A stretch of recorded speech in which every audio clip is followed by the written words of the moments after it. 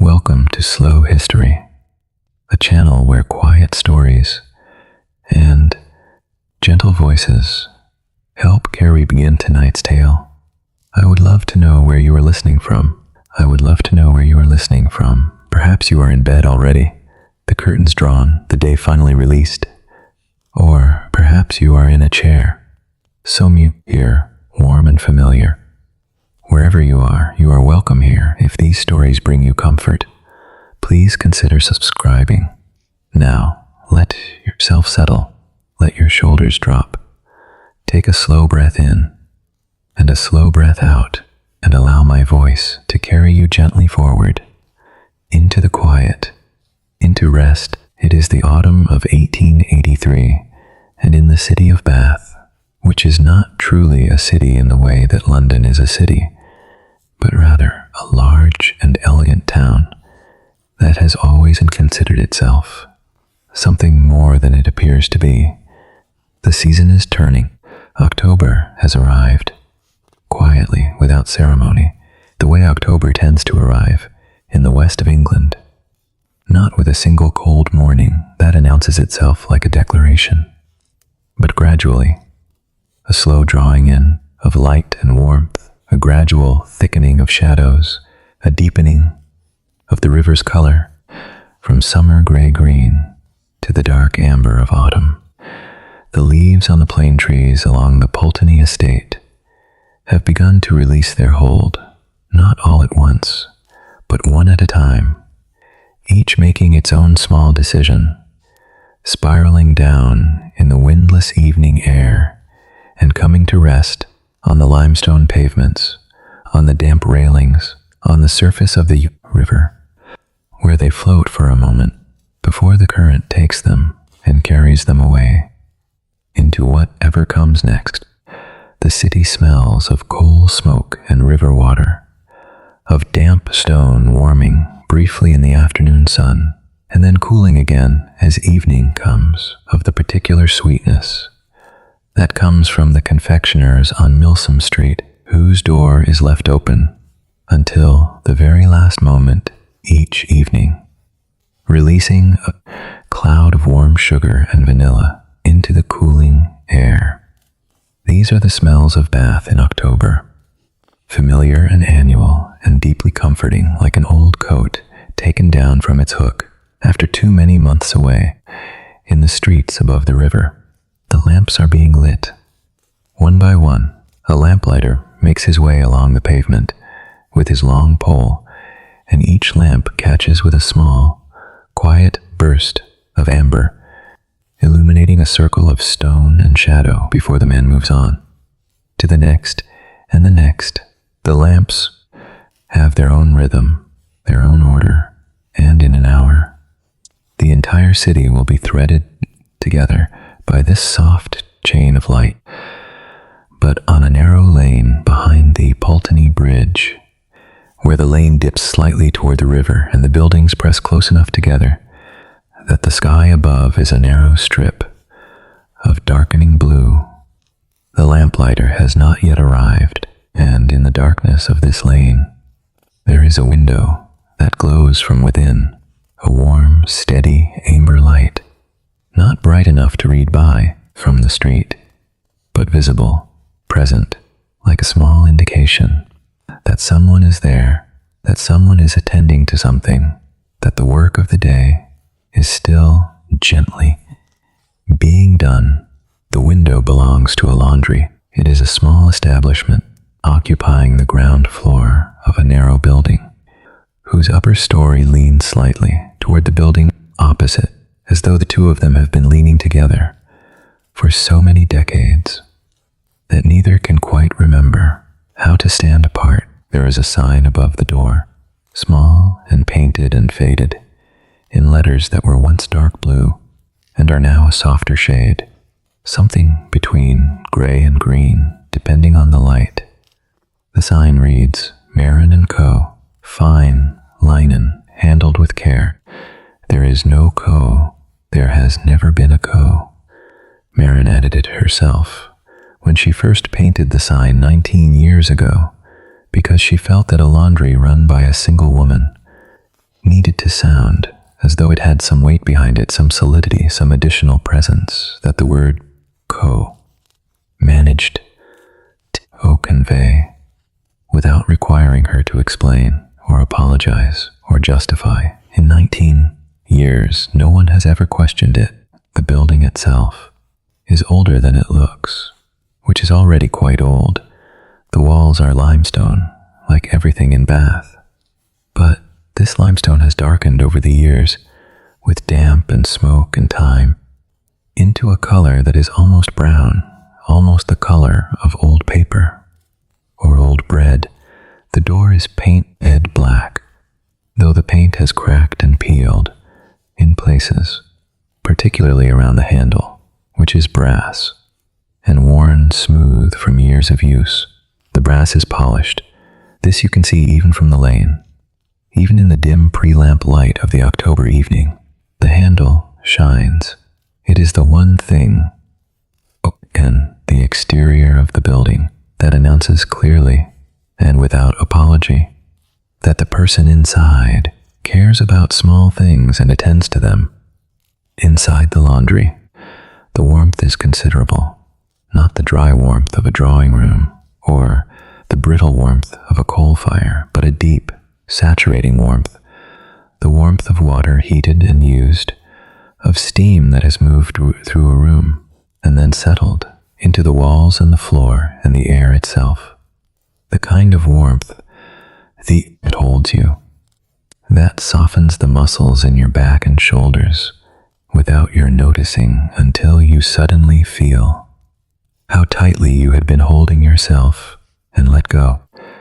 The room is larger than the exterior suggests, running back from the street, further than seems possible, past the long wooden couch on the left, with its surface worn to a silvery smoothness by years of work, past the two great copper wash tubs that dominate the center of the room, their surfaces dull with age, and patched in one place with a small, careful piece of additional copper, soldered on so many years ago that the patch has darkened to match the original, past the mangle with its heavy wooden rollers and the mechanism of iron gears that creak in a particular way, a low, rhythmic groan that Marin has heard so often. It no longer registers as sound, but simply as a texture of the working day. Beyond all of this, at the very back of the building, where the ceiling drops slightly and a small window looks out onto the brick wall of the building behind, there is a folding screen made of 3 panels, each covered in paper that was once patterned with roses and is now simply a faded pink, a suggestion of pattern, a memory of roses. Behind this screen is Marin's corner. It is not much. A chair, solid oak, with arms worn to a polish and a cushion on the seat, worked in needlepoint by her own hands many years ago, when her eyes were sharper. The pattern shows a bunch of lavender against a dark background, though the lavender has faded now to something close to grey, and the dark background has taken on the dusty quality of old thread. There is a small table beside the chair, just large enough for a cup and a lamp. There is a shelf at head height, where Marin keeps 3 things: a wooden box with a brass clasp, a small cast iron stove fitted into the wall, that is, at this hour, giving off the steady warmth of recently banked coals, and a tin of biscuits that she replaces at the same time each week, on Fridays, when she passes the baker on Cheap Street, on her way back from collecting the week's soap. This is Marin's corner. This is her sanctuary. This is where the day ends. And tonight, on this October evening, with the street outside growing quiet and the sky above the lane deepening from blue to the first shade of proper darkness, Marin is here. She is 53 years old. Not that she marks this particularly. It is simply a fact the way that the copper tub is 31 years old, and the building is likely 200, and the lane outside has been a lane since before anyone now living can say when. These are simply the numbers of things, the measure of their duration. They mean nothing, and they mean everything. Maren is a woman of medium height, with a build that speaks of years of physical work, not heavy, but solid, present. Her hands are the first thing most people notice about her, if they notice anything, because Maren is not the sort of woman who compels attention. She is the sort of woman who is here, who is simply permanently, reliably there. Her hands are broad at the palm, with short, clean nails, and a particular quality to the skin around the knuckles. That comes from decades of water, hot water and cold water, and the bleach and the lye and the rinse water. That has softened and roughened them. In equal measure, they are not the hands she was born with. Not exactly. But they are entirely hers, and she is not troubled by them. Her hair is brown going to gray, more gray now than brown, and she wears it pinned at the back in a way that is tidy, but practical. She does not spend time at the mirror. She is not vain, or rather, she has made her peace with her face the way you make your peace with a piece of furniture that has always been there, and is not to your taste particularly, but is solid and serviceable and has been yours for so long that to imagine replacing it would be more trouble than it is worth. Her eyes are gray, which is not a color that draws attention, but is the color of the river. In January, the limestone in the rain, the sky an hour before dawn, which is to say, they are a quiet color with great deal in them if you look. She wears always a copper bracelet on her right wrist. It has turned the skin beneath it faintly green over the years, a permanent stain, like a tattoo from a different kind of devotion. She is not certain she could say where it came from or why she has kept it, only that she has, and that on the mornings she cannot immediately locate it. There is a small, disproportionate disquiet that does not settle until she has found it again and put it back on. Outside, the lamplighter has arrived at last. Maren hears the soft, almost inaudible, pop and hiss of the lamp in the lane catching light, and the window changes from dark to faintly amber. Reflected back at her, she is sitting in her chair, with her mending basket beside her, and her lamp lit, and the stove ticking softly behind her, and in her lap a man's coat, charcoal wool, well made, but worn at the right cuff and missing a button on the lower left. She has been mending this coat for perhaps 20 minutes, working slowly, not because the work requires slowness, but because the evening requires it. The day has been long. Mondays are always long. The garments collected on Friday and Saturday, washed and dried and pressed and folded over the weekend, are collected on Monday, and new garments arrive, and the whole cycle begins again.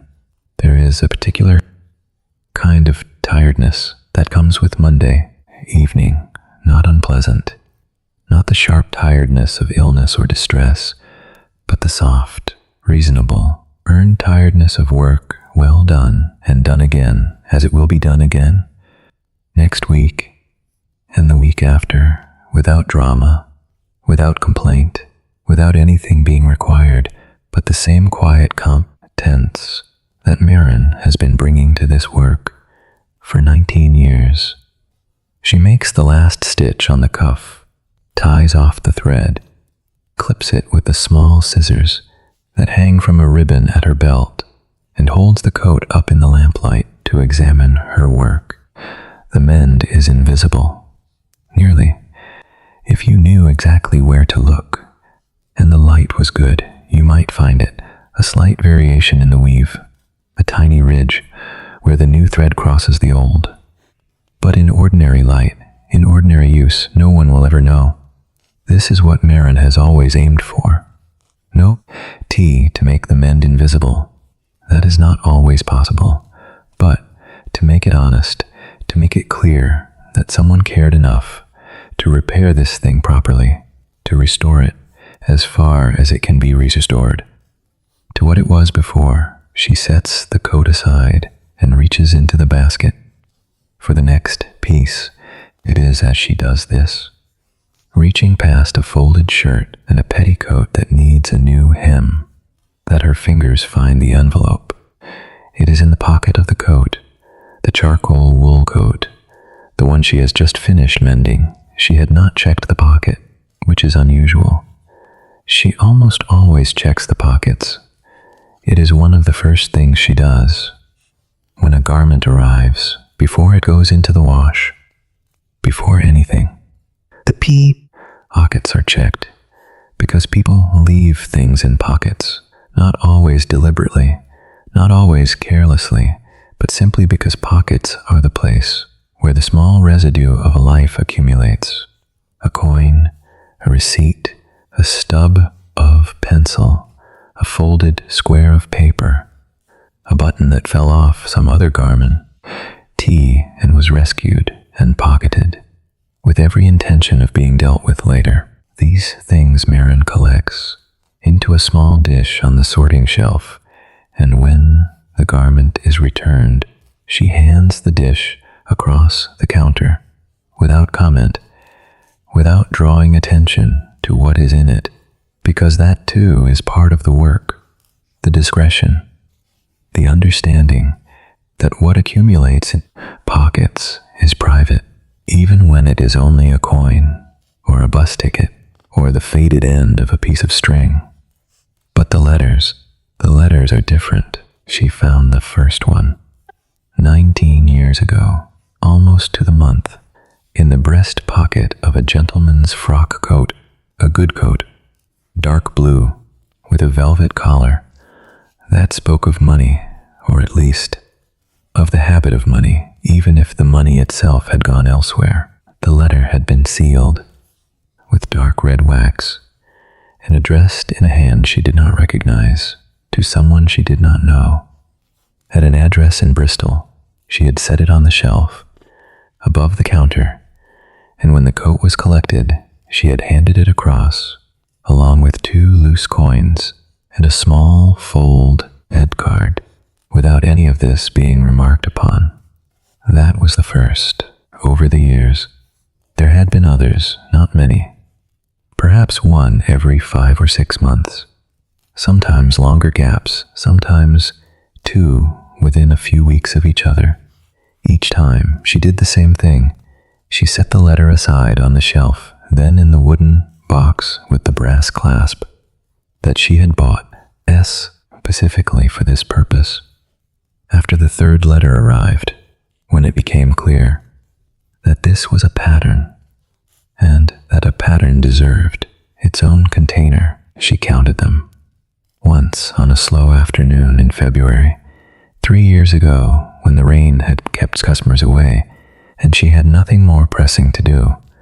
41 letters in 19 years, each one sealed, or apparently sealed, each one set aside and returned without being read. This was not a policy she had announced. She had not told any customer, "I do not read the letters I find in your pockets," because to say such a thing would imply that it might be otherwise, would imply that the question had arisen, had needed to be settled. The question had never arisen. Not for Marin. The letters were not hers. Their contents were not hers. Whatever grief or longing or obligation or simple information they contained was not hers to know, and she had gone about her business for 19 years with this understanding as clear and uncomplicated as the understanding that the linen she washed was not her linen. The garments she pressed were not her garments. She was the custodian of other people's things for a time, and she returned them, as they should be, with care and discretion, and without any claim on what she had touched. So it is unusual that she has not checked the pocket of the charcoal coat before washing it. She cannot account for this. She does not try. It is simply a thing that happened, or rather, a thing that did not happen, as it usually does, and here is the consequence. Her fingers, finding the edge of the envelope inside the pocket of a coat that has already been washed and dried and pressed and mended and set aside for collection. She draws the envelope out carefully. It has been through the wash. This is immediately apparent. The paper is soft, softer than paper should be, with a faint translucency at the edges, where the water has worked at it. The address on the front, which was presumably written in ink, is gone, entirely, washed clean, as though it was never there. The front of the envelope is blank, a pale cream rectangle, with a slight wrinkling at the edges from the drying, and the seal, the wax seal on the back, which might have kept the contents private, has softened in the hot water, and the flap has come open, not torn, not interfered with, simply open. Marin sits with the envelope in her lap for a moment, looking at it. The lamp burns steadily beside her. The stove ticks. Outside in the lane, a cart passes, the sound of hooves on wet stone, muffled and rhythmic, and then fading into the general quiet of the evening. She turns the envelope over. The flap is open. She can see the edge of the paper inside, folded in thirds. She can see, if she tilts the envelope slightly toward the lamp, the first 3 words of the letter, without removing it, without unfolding it, without doing anything that she has not already done, simply by holding it in the light. I am sorry. 3 words. In a hand she does not know. Clear and slightly formal, the kind of hand that was taught with care in a schoolroom somewhere by someone who believed that the quality of a person's writing said something true about them, about their character, their reliability, their worth. I am sorry. Marin folds the flap closed, gently as she can, without pressing the seal, which will not hold now anyway. The wax has lost its grip. The flap simply rests, closed but not sealed, the way a door rests in its frame, without being locked. She sets the envelope on the table beside her, beside the lamp, and picks up the next item from the mending basket. A petticoat, cotton, with a hem that has come undone on one side, for about a foot. She threads her needle. She begins. But the envelope is there, on the table, beside the lamp, and she is aware of it, in the way that you are aware of a question that has been asked and not yet answered, not because you do not know the answer, but because the answer requires something of you that you are not certain you are ready to give. I am sorry. She has said those words herself. Once, in a room she has not returned to a person she does not name.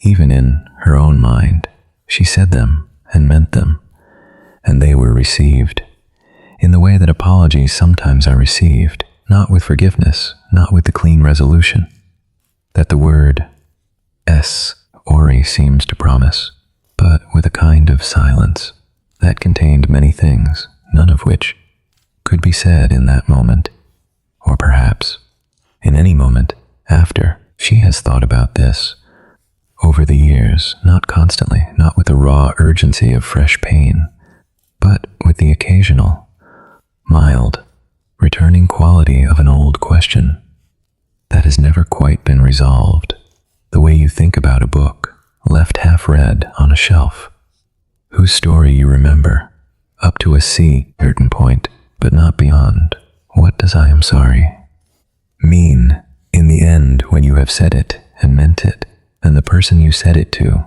has taken it and gone? She does not know, she has never known, and she has learned over 53 years that there are questions of this kind that do not resolve, that simply persist like the slow ache of an old injury that has healed, but not entirely, and perhaps never will entirely, and that this is not a failure, is simply the nature of certain things. The petticoat hem is done. She sets it aside, folds it carefully, places it on the stack of completed work on the chair beside the screen. Then she sits with her hands in her lap and looks at the envelope. After a long moment, she picks it up and opens the flap and removes the letter and unfolds it. She does not rush. She does not feel the sharp excitement or the guilt that might accompany this action in a different kind of story or with a different kind of person. She feels instead a kind of steadiness, the same steadiness she brings to the mending and the washing and the folding, the steadiness of someone who has decided to do a thing and will do it properly, or not at all. The letter is 3 pages long, written on both sides of each page. The ink has blurred slightly in the wash, but is still readable. Mostly, the hand is consistent throughout, clear and formal. The hand of someone who took pains. Marin reads it. She reads slowly, because the letter deserves slowness, and because certain passages require a second reading before their meaning settles. When she has finished, she sits for a while, with the pages in her lap, and the lamp burning beside her, and the stove ticking behind her, and the lane outside, quiet now, entirely quiet. Then she refolds the letter, carefully along its original folds. The paper, soft from the wash, cooperates with this more easily than new paper would, more easily than stiff, dry paper that has not been through anything. She slides it back into the envelope and sets it on the shelf above her chair, beside the wooden box with the brass clasp and the tin of biscuits and the small cast iron stove sitting in its bracket, glowing. She does not put it in the box. The box is for letters that belong to their envelopes, letters that are sealed, that have not been opened, that are exactly as they were when they arrived. This letter is different now. She is not certain yet what it is, only that it is different, and that it requires Paris, its own particular place. Outside, the rain has begun. She can hear it on the window, a fine rain, the kind that does not announce itself dramatically, but simply arrives and settles in for the duration. Marin closes her eyes and listens to the rain and lets the letter be where it is, on the shelf. The first thing she knows about the person who wrote the letter is that they have been carrying something for a very long time. Not a secret exactly, though there are things in the letter that were clearly not meant to be widely known. Not a lie, though there are truths in it that were not spoken when they should have been. Something more like, oh, wait, the weight of an understanding that arrived too late or too early or at the wrong moment, which in the end amounts to the same thing. The letter is addressed to a woman. The address washed away, but the name within clear. Dear Constance. It begins after the I am sorry, which appears to be not the opening of the letter itself, but a kind of preface written separately on the first fold of the paper, as though the writer needed to say that before anything else, needed to put it somewhere, visible, immediate, before the explanation began. I am sorry, dear Constance. I have been meaning to write this letter for 11 years. This is how the letter continues. And Marin, reading it slowly in her chair, behind the rose-patterned screen, with the lamp and the stove and the October rain on the window, understands this in a way that is not unfamiliar, because she, too, has carried things for longer than was comfortable, longer than was necessary, longer than made any sense from the outside, but from the inside. From inside, the weight of an unwritten thing. Time moves differently. It both passes too quickly and stands still. The writer of the letter. She does not know his name. The letter is not signed at the bottom, not in a way that she can read. The ink there, where the signature should be, has blurred most badly. In the wash, a dark smear, 2 letters perhaps visible, or perhaps she is only seeing what she expects to see. He is, she decides.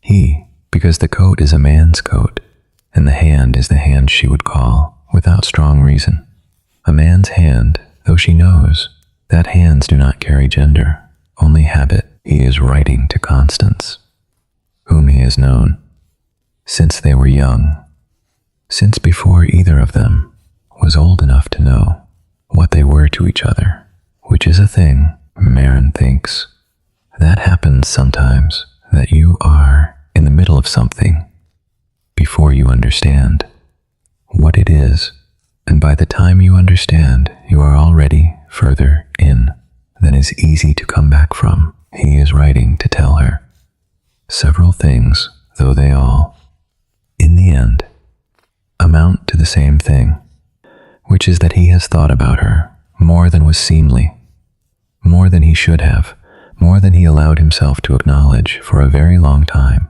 and that the reasons he gave himself for not saying so, when he might have, when there were moments, and there were moments. Look now, he can see them clearly from this distance. Look, that moment in the garden at Whitmore, when it was raining and you were laughing at something, and I was standing near enough that I could have, that I should have, that I. The letter does not finish this sentence. It moves on, in the way that letters sometimes do, when the writer cannot hold the particular weight of a thing and must go around it, rather than through. He is writing to tell her that he is leaving Bath. This is buried in the second page, beneath the explanation and the apology and the careful construction of all the reasons, none of which he seems entirely to believe. Himself, he is leaving. He does not say where, only that it is far enough to make the writing of this letter possible, and he is writing it now, before he goes, because he cannot go without having said what he should have said 11 years ago in the garden at Whitmore, in the rain. Marin sits with this for a while. The rain outside has thickened slightly. She can hear it more clearly now, on the window, and in the lane, on the stones, a fine percussion without rhythm, or rather, with a rhythm too complex to follow, too many drops, too many surfaces, each making its own particular sound, but together, composing something that is not chaos, only complexity. She thinks about Constance, whoever she is, wherever she is in this city, or out of it.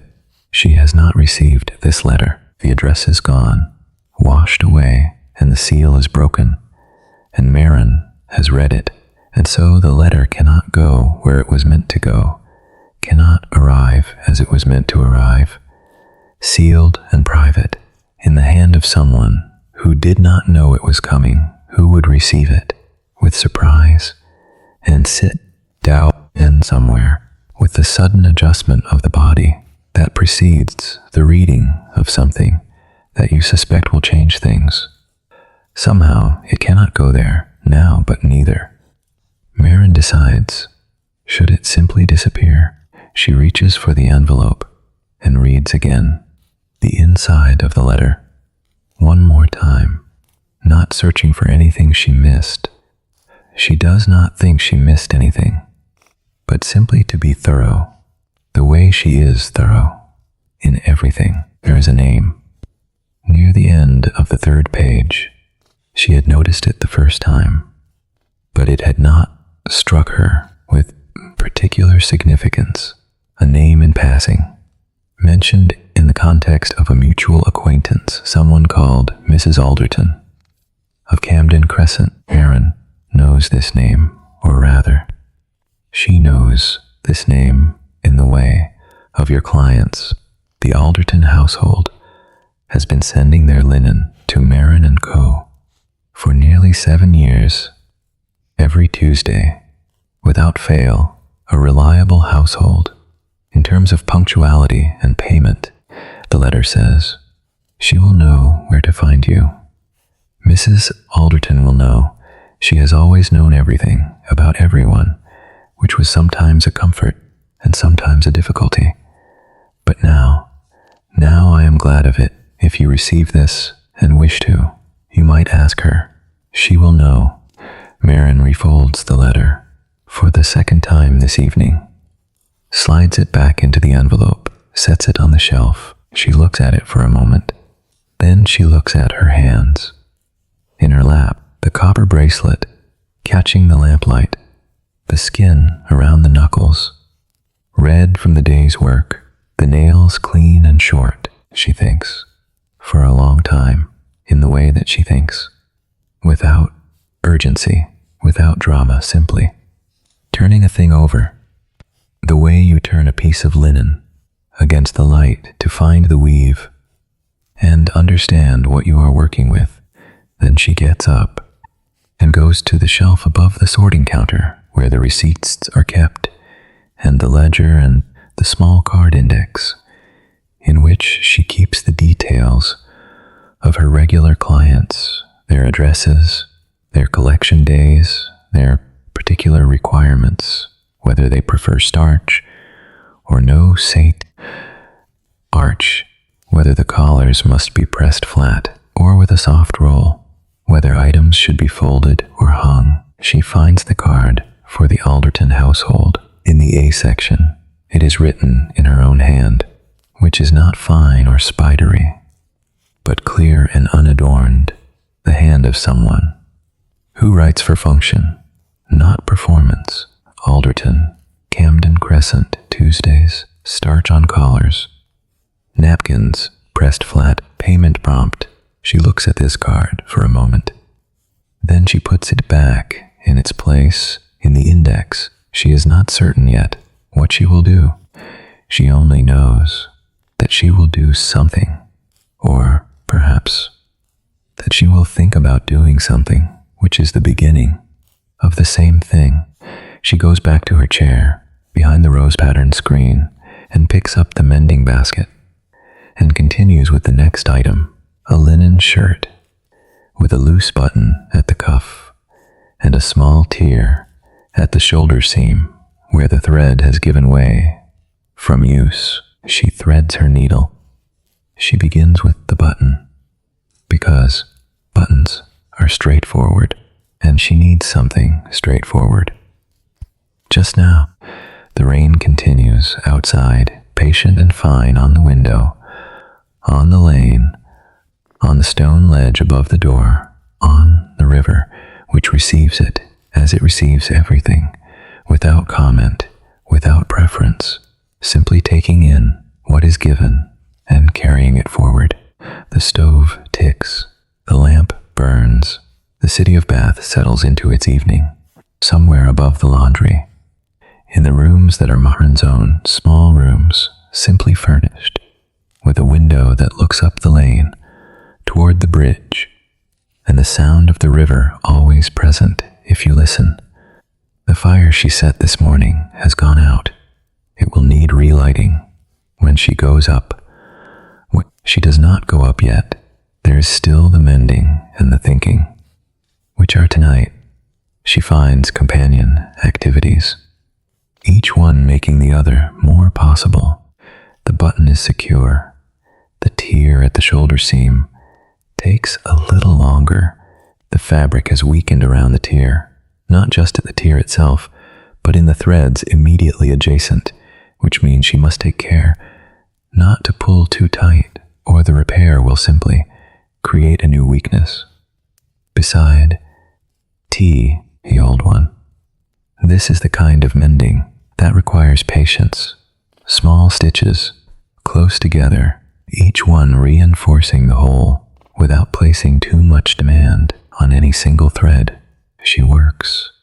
The rain eases a little, then steadies again.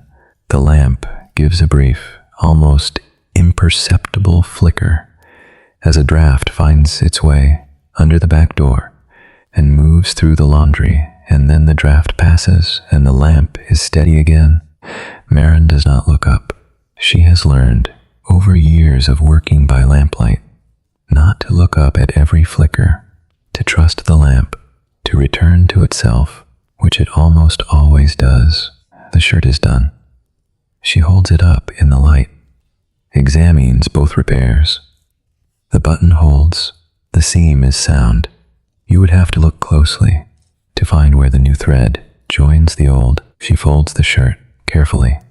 Collar first, then sleeves, then the body of the shirt, into a neat rectangle. She places it on the stack. The mending basket is almost empty now. One more item, a pair of woolen stockings with a hole at the heel. She reaches for her darning mushroom, the wooden one, smooth and dark from years of use, slips it inside the stocking, finds the hole, and begins. Darning is the most meditative of all the mending tasks. This is something she has always known, perhaps because it requires a particular quality of attention, not the focused attention of close seam work or the careful attention of button repair, but a wider, more even attention, thread across, T, red back, the weave rebuilding itself under her hands, like something growing, slowly, in a grid, in the dark. She thinks about Constance. She cannot help it. Constance, who does not know that a letter was written for her, and washed, and opened, and read, by a woman she has never met, in a laundry behind the bridge. She thinks about the garden at Whitmore, wherever Whitmore is, and the rain, and the laughing, and the moment that was not taken, which is still there, in the letter, preserved, as precisely as a pressed flower in the pages of a book. She thinks about 11 years, and what it is like to carry something for 11 years. She knows something about this. She does not need the letter to teach her, but the letter has reminded her in the way that certain things remind you of what you already know, but have set aside for all reasons. The stocking is done. She turns it, checks the other heel, which is thinning, but not yet holed. She runs her thumb over it, feeling for the weakness, decides it will hold another season, perhaps two. She sets the stockings aside. The basket is empty. The stack of completed mending is neat and solid. Tomorrow she will match each piece to its garment and fold them together, ready for collection. She sets the basket on the floor and sits back in her chair. The stove has settled into a quieter warmth, the coals no longer actively burning, but still giving off heat, the steady, generous, diminishing heat of coals well past their peak, enough for another hour. The lamp is still bright. She has been conservative with the oil, as she always is. There is oil for another 2 hours. She will not need 2 hours. She reaches for the tin of biscuits, opens it, takes one. The tin makes its slight metallic sound. As she replaces the lid, the biscuit is shortbread, slightly sandy, faintly sweet, with the ghost of something floral. Lavender, perhaps, or rosewater. She cannot always tell, but it does not matter. He eats it slowly, in the way that she does everything, with attention, without rush. Outside the rain has stopped. She can tell by the silence, the particular silence, that follows rain, when the sound of it on the window and the lane and the stone ledge has been such a constant that its absence is almost louder than its presence. The silence after rain is a specific silence. It has a quality of just, of recently, of the world, having been through something and arrived on the other side of it, still here, still standing, wet and quiet, but here. Maren listens to this silence for a while. Then she reaches up to the shelf and takes down the envelope. One more time. She does not open it. She simply holds it in both hands, in her lap. She thinks about Constance, who is somewhere in this city, or perhaps no longer in this city, who has not received what was meant for her, and she thinks, for the first time clearly, what she already knew. In a less formed way, all evening, she thinks that she will deliver it herself. Not now, not tonight. There are practical considerations. She does not know Constance's address, only that Mrs. Alderton of Camden Crescent might know it, and Mrs. Alderton's napkins are collected on Tuesdays. It is Monday night, which means there is a day to wait, which is fine. She is accustomed to waiting. She is not, temperamentally, a person who requires things to happen immediately. She sets the envelope back on the shelf in its particular place, beside the wooden box and the tin of biscuits and the now quiet stove. Then she rises, stretches her back slightly, with the careful, considered movement of someone who knows exactly where their stiffness lives and does not wish to aggravate it. She turns down the lamp until the flame is a small blue and amber seed at the center of the glass chimney. Then she extinguishes it. The back room of the laundry falls into darkness, or rather, into the particular near darkness of a room at night where the only light comes from the faint orange thread of the stove vent and the faint gray light of the window, behind which the lane is quiet and wet and empty, and the lamp on the corner sends its amber glow across the wet stones. She finds her way without a light.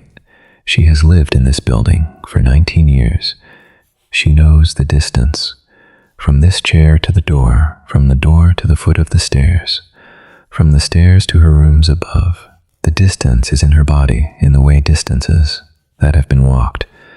Many, though few sands of times, come to live not in the mind, but in the body, in the muscles, in the soles of the feet, in the hands that reach without looking for the rail. At exactly the right height, she climbs the stairs in the dark and in the quiet when the laundry settles behind her into its own night silence.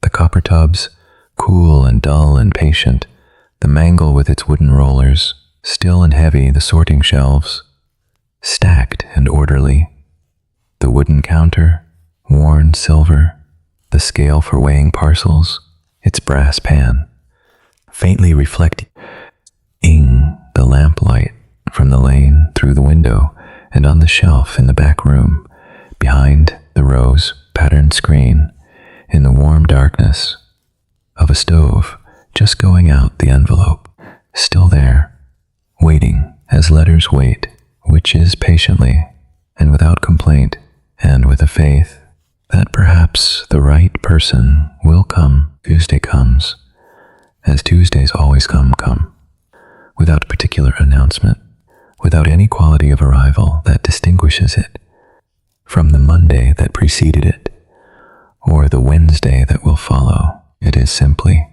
the next day, with its own light and its own sounds, and its own particular requirements. Maren wakes before the city. This is her habit, has been her habit. For as long as she can remember, she does not use a clock. She does not need one. Her body knows. The hour of rising, the way it knows, the distance from chair to door in the dark, the way it knows, which step on the staircase, aches, and which does not. Knowledge that lives in the body, not the mind, patient and absolute. She lies still for a moment before rising. This is also her habit, 1 minute, perhaps 2, in which she simply is in the bed, in the room, with the ceiling above her and the window through which the earliest light is beginning to arrive. The earliest light in October is a thin light, a light that has not yet committed to the day. It is gray and tentative, and it comes first, not through the window directly, but as a brightening of the air, a general lessening of darkness that is not yet dawn, but is the beginning of the prepara. And for dawn, she listens. The river, always first, even before the birds. The river is audible from this room on quiet mornings, when the traffic of the day has not yet begun, when there are no carriages on the bridge, no voices in the lane, no movement of any kind to compete with it. She can hear it, a low, continuous, unhurried sound. That is not quite like anything else. Not like wind, not like rain, not like any other water. A river sound, particular to rivers, particular perhaps to this river in this city. On this morning, then the birds, first one, a tentative note, inquiring as though testing whether the night is truly done, and then another from a different direction, answering or not answering. It is not possible to say. And then more, building gradually into the layered sound of the city waking, which begins always with birds. Marin rises. She dresses in the order she always dresses. Chemise first, then stockings, then petticoat, then the gray wool dress that is her working dress, worn and comfortable, with deep pockets in which she keeps her scissors on their ribbon and a short pencil, and a small folded piece of pap, on which she writes whatever needs remembering. During the course of the day, she splashes water on her face from the jug on the washstand. The water is cold, October cold, which is not the piercing cold of January, but has an edge to it, a quality of this is not summer anymore, which wakes her more completely than warm water would. She pins her hair, 6 pins, always exactly 6. She puts on the copper bracelet, which she set on the washstand last night, as she does every night and takes back every morning. The skin beneath it, faintly green as always. She goes downstairs through the laundry, which is cold at this hour, and smells of the previous day's work. A good smell, clean and slightly mineral, the smell of honest labor, and out the back door, into the small yard where the coal is kept and the wood for the fire, and where the washing line has run from hook to hook along the yard's length, empty now and slightly damp from last night's rain. She fills the coal scuttle, carries it back inside, lights the fire in the small upstairs room. That is her kitchen and sitting room combined. Then comes back down to light the copper, the great fire beneath the washtub that must be burning steadily by the time the first garments are ready for washing. This takes time and attention. The copper fire is particular. It must be built carefully, with the right balance of wood and coal, or it will either smolder without achieving the heat required, or burn too fiercely and consume the fuel. Before the morning is half done, Marin has been building this fire for 19 years. She does not think about it. She simply does it the way she does many things, with the economy of movement that comes from long practice. No wasted gesture, no unnecessary step, just the thing, done as it should be. By the time the fire is drawing well and the copper is beginning to warm, the city outside has woken. The sounds of the lane have begun. Footsteps on wet stone, a cart somewhere above, on the road toward the bridge, voices, not words, just the sound of voices. The city at its business. Marin's first customers arrive at 8. A servant from a household on Great Pulteney Street, a young woman who comes every Tuesday with a large basket of linen and a list written in another hand with specific instructions about what goes to wash and what needs pressing only, and whether the tablecloths should be starched this week or not. The list changes slightly from week to week, but the young woman does not. She has the same expression every Tuesday, slightly distracted, as though she has left something on the fire and is not certain whether she turned it down before she left. Marin takes the basket and the list and hands over the previous week's items, wrapped in brown paper and tied with string. The young woman signs the receipt and goes, still distracted, still slightly uncertain about the fire. More customers follow. At intervals, some with baskets, some with single garments. A coat, a dress, a shirt of particular delicacy that requires special handling, and they are told in the way that Marin tells them things clearly and without unnecessary elaboration. What can be done, and when it will be ready, and what it will cost. She does not chat. This is not rudeness, it is simply her manner. She is kind without being warm, in the way that some people are. The warmth is there, if you look for it, but it does not present itself unprompted. She is not a person who fills silences with words. She finds silence companionable enough on its own terms. The morning passes in this way, in the rhythm of work, which is the rhythm she is most comfortable with, most herself within. At 10:30, she puts the kettle on and makes tea in the brown pot. With the China tea from London, she drinks it, standing at the counter, looking out at the lane, where a cat from somewhere above has appeared and is sitting on the opposite windowsill, with a particular stillness of a cat that is watching something that no one else can see. Marin watches the cat for the duration of her tea. Then she washes the cup and returns to work.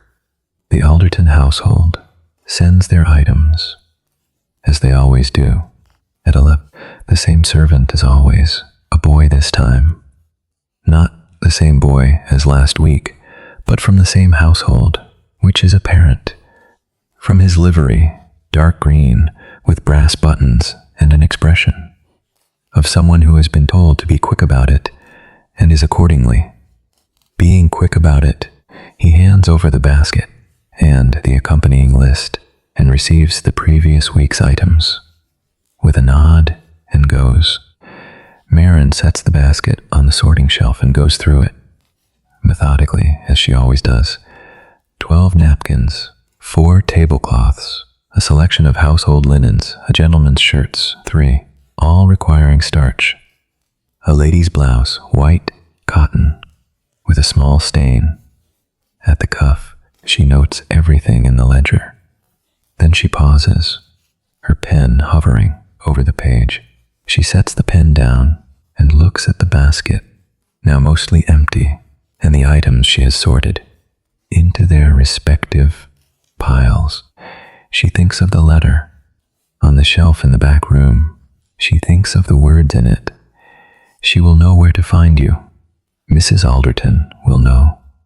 She picks up the pen again, finishes the entry in the ledger, closes the ledger, sets it straight on the counter. Then she goes to the back room and takes the envelope from the shelf and puts it in the pocket of her gray wool dress. The deep pocket on the right side, where her fingers find it immediately, and she can feel it there, its softness, the softness of paper that has been through water and come up at the other side, different, but still whole. She goes back to the sorting and the washing, and the morning continues. At midday, she eats a small meal, bread and hard cheese and an apple, from the market, bought on Saturday and kept since then, in the cool of the pantry upstairs. It is past its best, slightly soft, but still good, still itself, just further along the path than it was on Saturday. She eats at the table in her kitchen, with a window, looking up the lane toward the bridge, and beyond the bridge, the top of the abbey, just visible over the roof lines, honey-colored limestone against the October sky, which is today a thin, clear blue, washed clean by last night's rain. The sun is not warm, but it is present, which in October is enough. In the afternoon, the work continues, the copper doing its long, slow work, the steam rising, through the laundry, through the back room, up toward the ceiling, where it clings and makes the walls faintly damp. This, too, is a familiar quality of the afternoon, the damp warmth. The weight of it, the it softens everything, not unpleasantly, simply, thoroughly. At 3 o'clock, a customer, Marin, knows, as Mrs. Price calls to collect a winter coat that has been brushed and pressed, and a blouse that required particular attention at the collar where a stain had set, deeper than it should have been, given how recently it apparently arrived. Mrs. Price is a woman of perhaps 60, with white hair and a direct manner that Marin has always found refreshing. She examines the collar of the blouse with the focused attention of someone who is not embarrassed to look closely. Then she nods once and hands over the correct amount, without tea being asked, without requiring the figure to be spoken aloud, which Marin appreciates. As Mrs. Price is leaving, her hand on the door, Marin says, "I wonder if I might ask you something." Mrs. Price pauses and turns, with the slight adjustment of expression. That indicates she is giving the question her full attention. "Of course," she says. "Do you know a woman called Constance?" Marin says, "who is perhaps associated with the Alderton household at Camden Crescent?" Mrs. Price considers this not for long, but with genuine consideration, the kind that means she is searching, not simply waiting for a way to answer. "Constance," she says. "There was a Miss Constance Alderton, the old woman's niece, I believe. But she went to Bristol some years ago. Upon her marriage, her married name, I cannot recall." She pauses again, although, she says, there was a daughter of the current household, a grown daughter, also Constance, named for the aunt, I expect. She lives at Camden Crescent still. I have seen her occasionally in the mornings. On Milsom Street, a quiet woman, younger than you or I, with dark hair. Marin thanks her. Mrs. Price gives her another look, the direct look that characterizes her. Then she opens the door and goes, without asking what any of this is about, which Marin appreciates also. She stands at the counter for a moment. After the door has closed, her hand finding the envelope in her pocket without looking. A quiet woman with dark hair on Milsom Street in the mornings. This is something, though not yet enough of something to act on. She goes back to the pressing.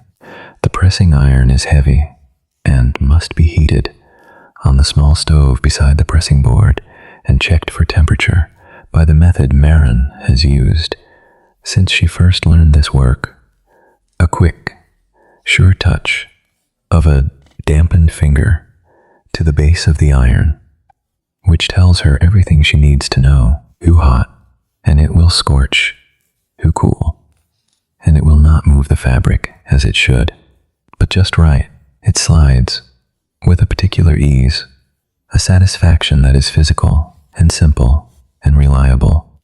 The pressing is methodical, each garment in order, the napkins first, then the tablecloths, then the shirts, then the blouse, each one spread on the board with care, smoothed with the hand first, before the iron touches it, because an iron pressed over a crease will set the crease more firmly than it was before, and the whole point is to arrive at smoothness, not to perpetuate what was already wrong.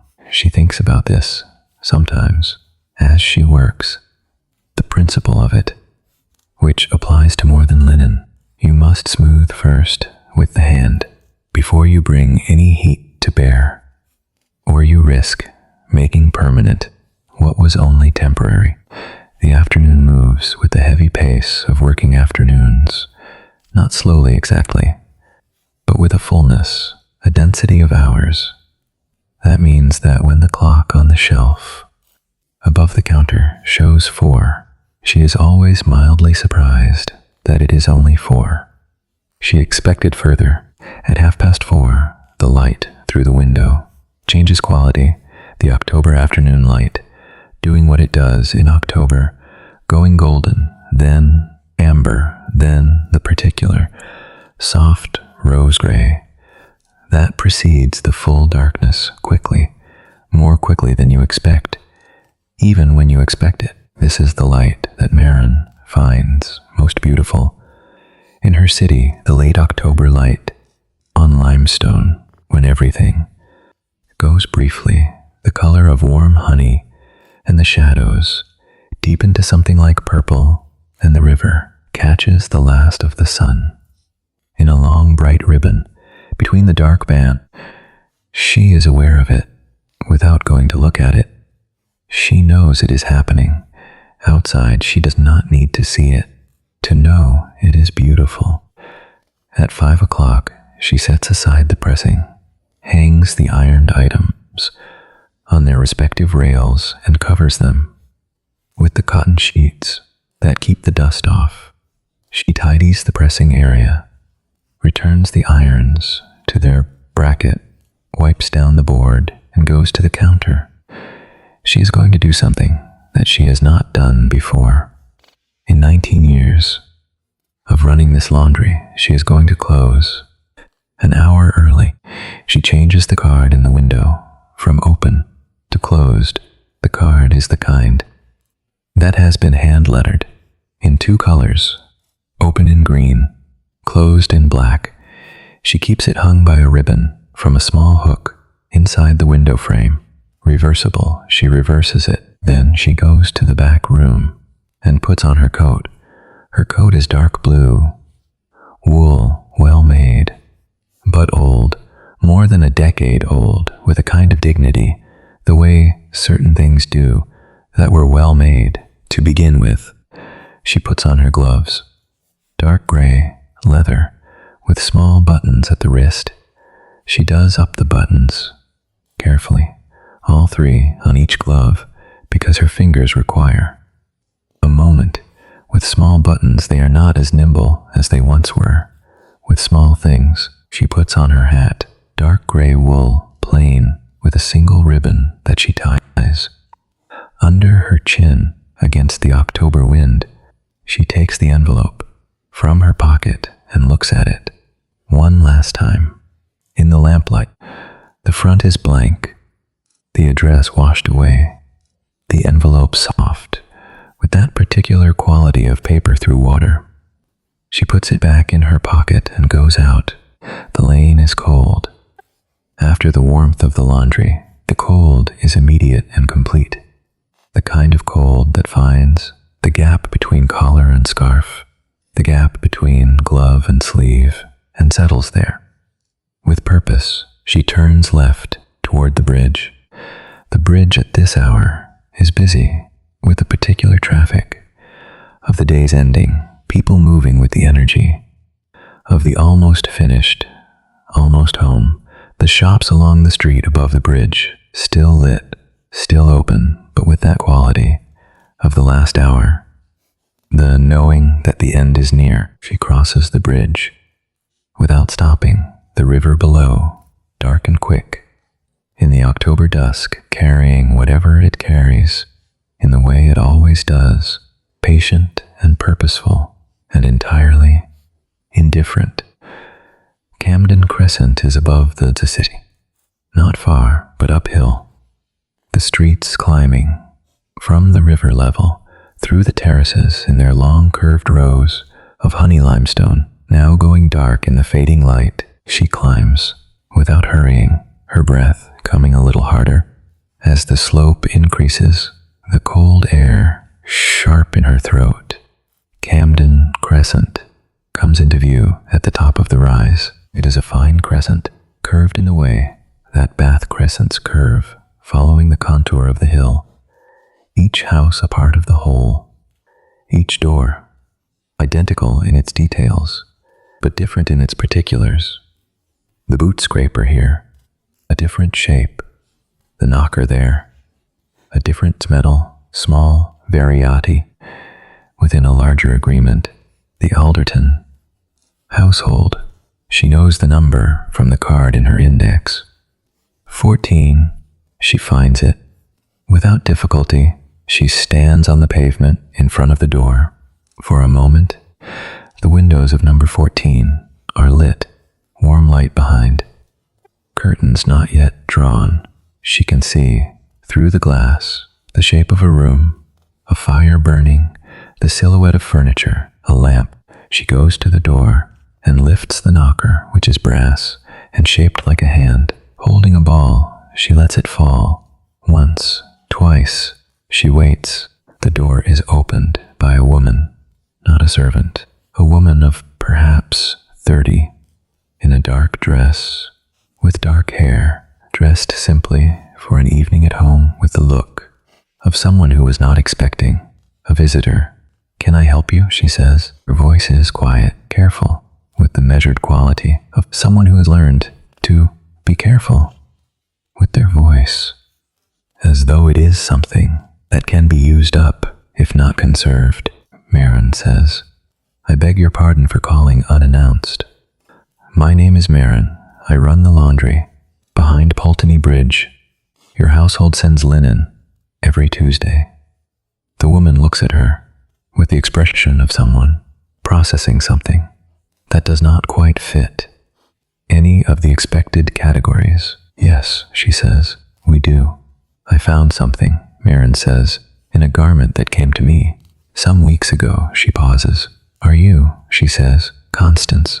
The woman's expression changes. Something in it opens and then carefully closes again, not with hostility, but with the caution of someone who has learned that opening can sometimes be premature. "I am," she says. Marin reaches into her pocket and takes out the envelope and holds it out. "I believe," she says, "this was meant for you. I cannot be entirely certain. The address was lost in the wash. I am sorry for that, and I am sorry for what happened to the letter itself. It went through the wash, which it should not have. The seal came open, which it should not have." She pauses. "I read it," she says, "which I should not have." Constance looks at the envelope for a long moment. Then she looks at Marin. Then she looks at the envelope again. Her hands come up slowly and take it. From Marin's outstretched hand, Marin watches her hold it. Feel its softness. The softness of washed paper. Turn it over. See the blank front, the open flap. Then Constance looks up. "Would you?" she says. "Come in. It is cold." Marin considers this for a moment. She had not expected to be asked in. She had expected to hand over the letter and go. She had not prepared for beyond that. But the cold is real, and the invitation is genuine, and Marin, who is not usually a woman who accepts what is offered without careful consideration, finds herself saying thank you, yes, and the door opens wider and she steps inside. The hallway of number 14 is warm after the cold of the crescent. It smells of coal smoke and beeswax and something floral that she cannot immediately name.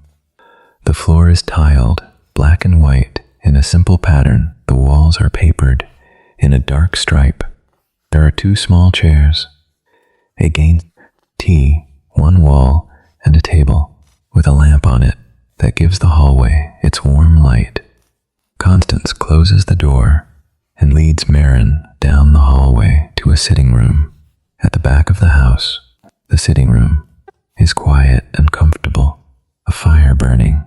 As she saw through the window, 2 chairs before it, a low table with a tea tray that has been used and not yet cleared, a cup still there, half full, gone cold perhaps, while its owner was doing something else, thinking about something else.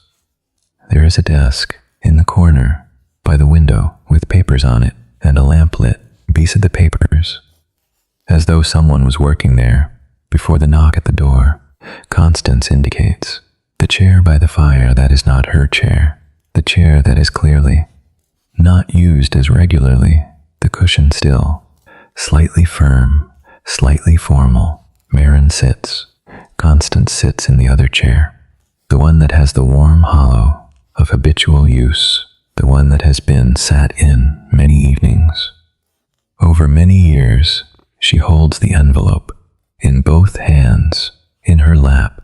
For a moment, neither of them speaks.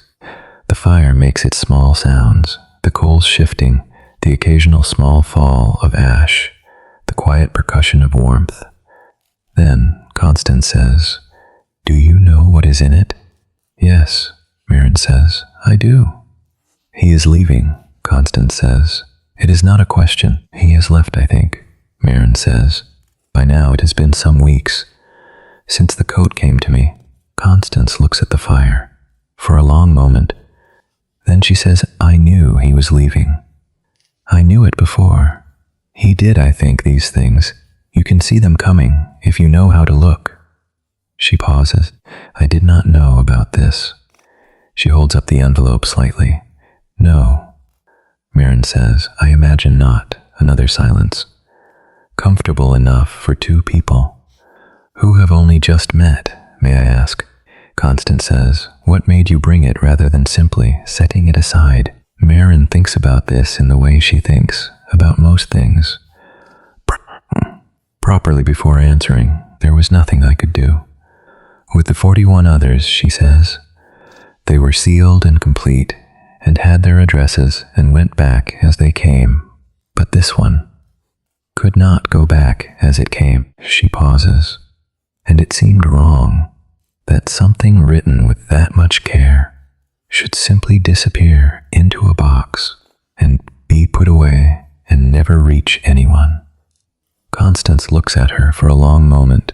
Then she looks down at the envelope in her hands. The 41 others, she says, quietly, almost to herself. Marin says nothing. There is a small sound from the hallway, a door opening and closing.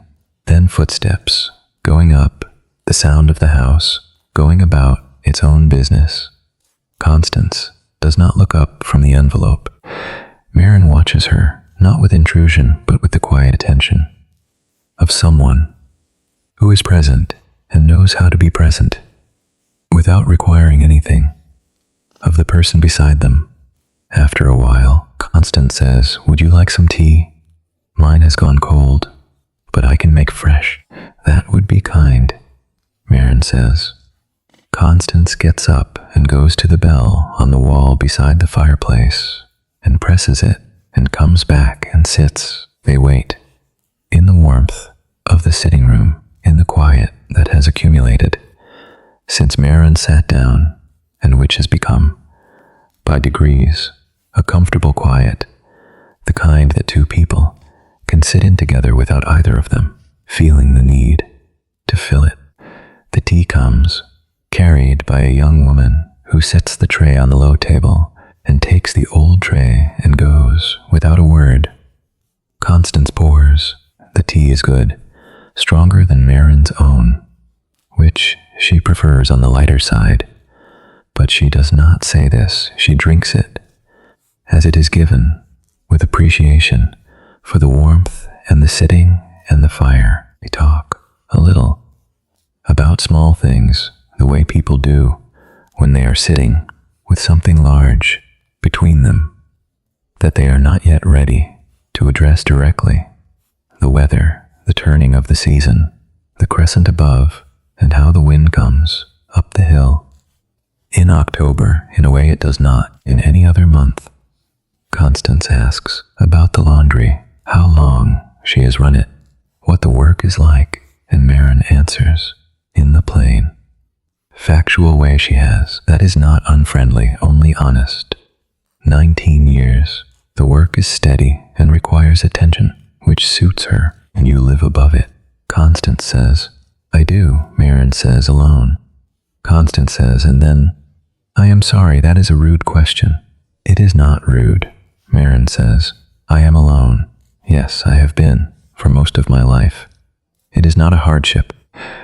Constance looks at her with an expression that is not pity, something more considered than pity, something that takes what Marin has said seriously and finds it worth thinking about. I think, Constance says, that it takes a particular kind of person to make aloneness into something livable rather than something to be endured.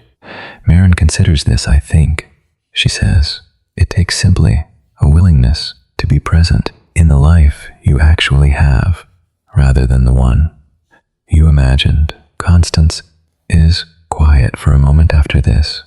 Then she looks down at the envelope, still in her lap, her thumb moving slightly over its surface.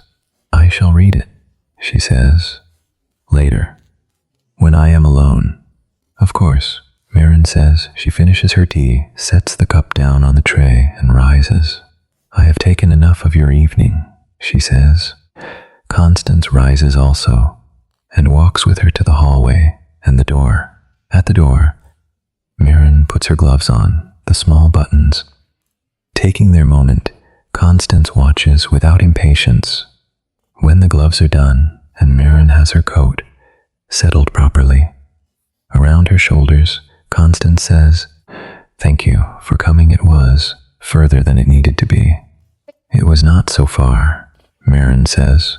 Good evening, Constance says. The door closes, and Marin is back on the crescent, in the cold and the dark, which is now a proper dark, the early evening dark of October, with the lamps lit all along the crescent and the sky above, a deep blue black in which, if she looks up, she can see the first few stars. She stands for a moment, looking up at the stars. Then she turns and goes back, down the hill, toward the river, toward the lane, toward the laundry, with its warm window, and its smell of steam and linen, and its copper bracelet of a door handle, shining in the dark.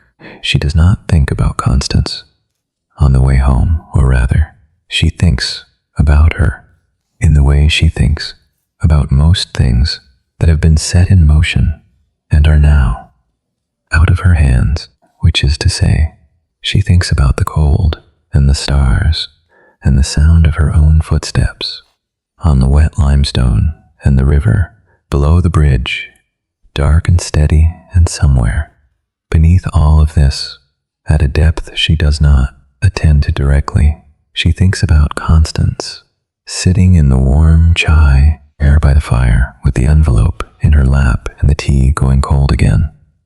Most likely, because certain letters make the rest of the world go very quiet and very still while you read them. This is not something she can help. She has done what she could do. The rest is not hers. The lane is quiet when she turns into it, the lamp burning, as it always burns. At this hour, the laundry window dark, because she left, without lighting the lamp inside, but the window of her rooms, above, has a faint amber warmth to it from the fire she lit this morning, which will have been burning all day on its own, patient and low, waiting. She lets herself in. Through the laundry, the darkness familiar, the smell of the day's work, still present in the air, that deep clean warmth of steam and soap and washed linen. She does not light the lamp, she does not need to. She knows the distance from the door to the foot of the stairs. She goes up into the warmth of her rooms. The fire has indeed been patient and low, but still going.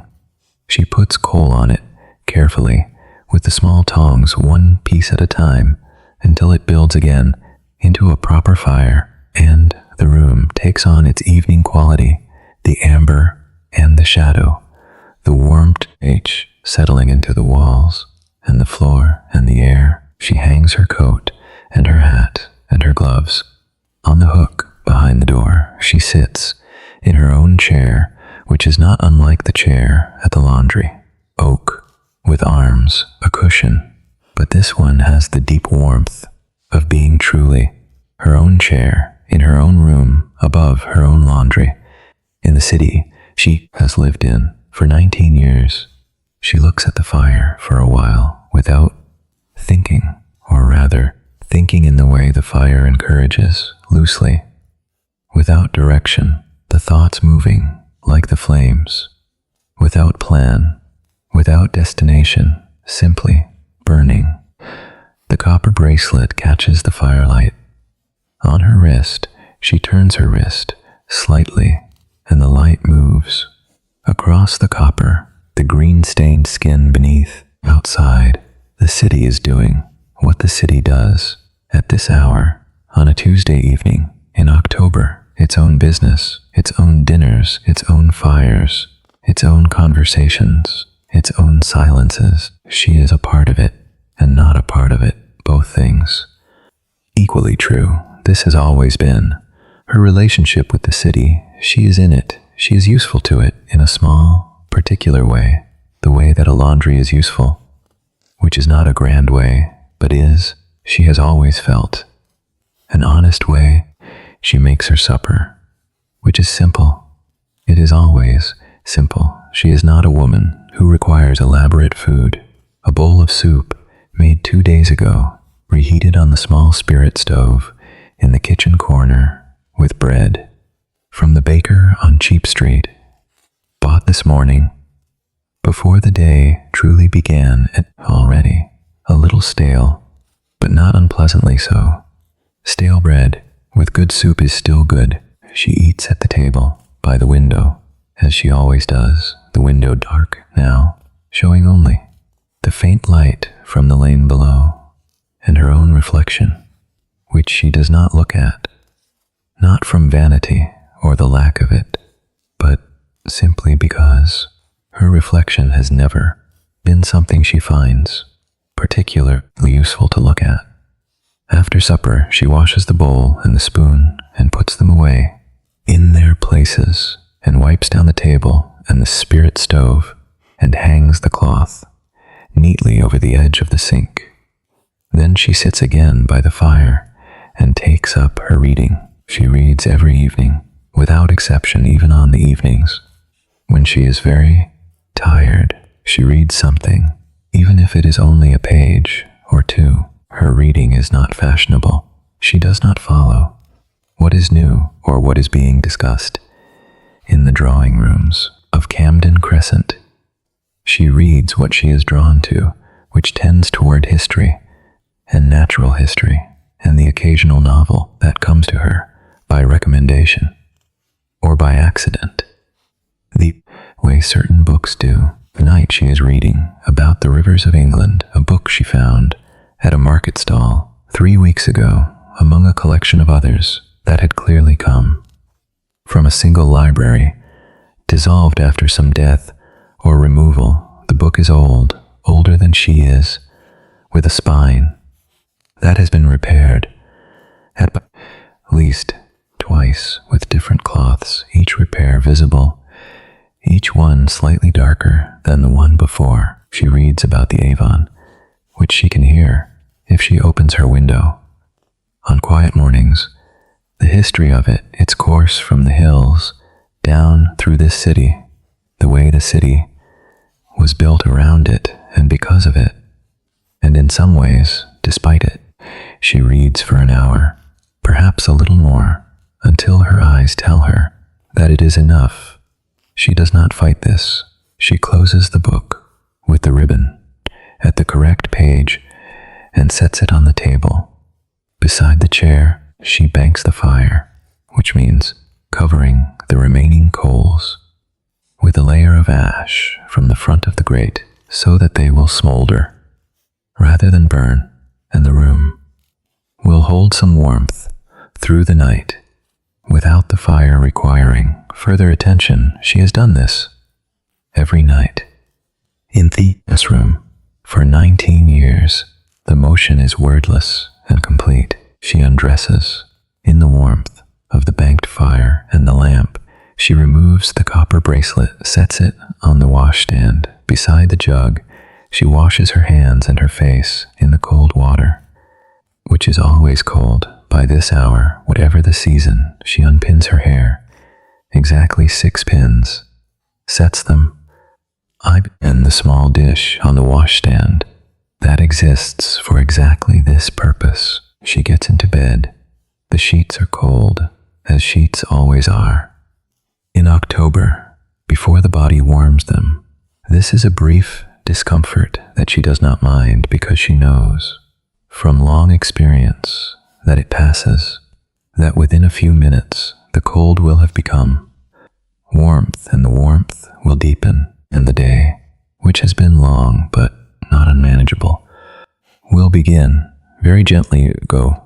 She lies in the dark, listening to the river. The river is always there at night, when the rest of the city has quietened, and its sound is the last thing she hears. Most nights, before sleep comes, she thinks about the letter one more time.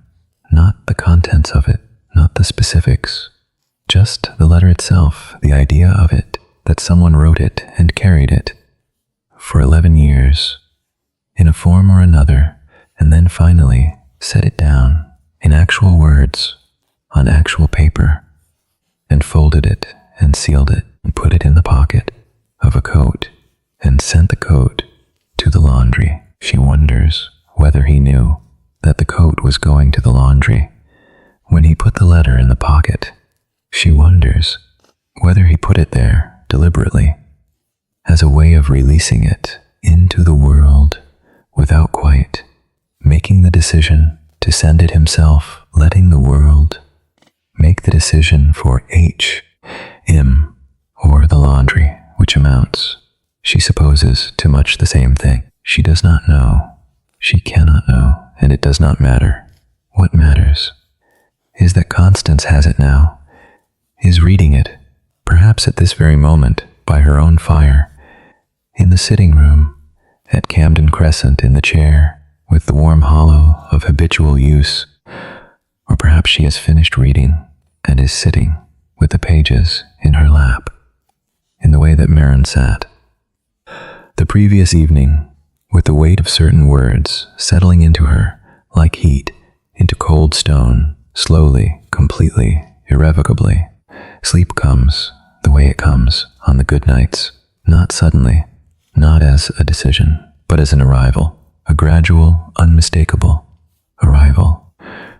First, the thoughts slow, the connections between them becoming loose, the way the connections between things become loose at the end of a long day when the mind has done its work and is ready to set it down. Then the sounds change quality. The river, which was a thing she was listening to, becomes simply a presence, a sound she is inside rather than attending to. Then the darkness, which was the darkness of a room with a banked fire and a window, becomes simply darkness, without edges, without the room around it, and she is asleep. The city is asleep, or most of it. There are always the few who keep the night watch, the baker on Cheap Street, who rises at 3 to have the bread ready.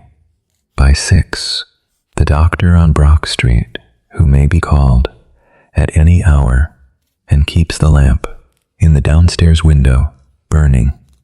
For this reason, S.O. that whoever comes in the night will see it and know someone is there. The lamplighter who made his circuit at dusk will make it again in the small hours, extinguishing each lamp in reverse order with the same long pole, the same unhurried pace, the chain of light being unmade as quietly as it was made. The river keeps going as it always keeps going, regardless of who is watching or sleeping or lying awake in rooms above its banks, thinking about and gardens in the rain and things said and not said, and the long patience of the things we carry until we finally set them down. Wednesday comes, then Thursday. The work continues as the work always continues. The copper heating, the washing, the wringing, the drying, the pressing, the folding, the sorting, the receiving, and the returning of other people's things.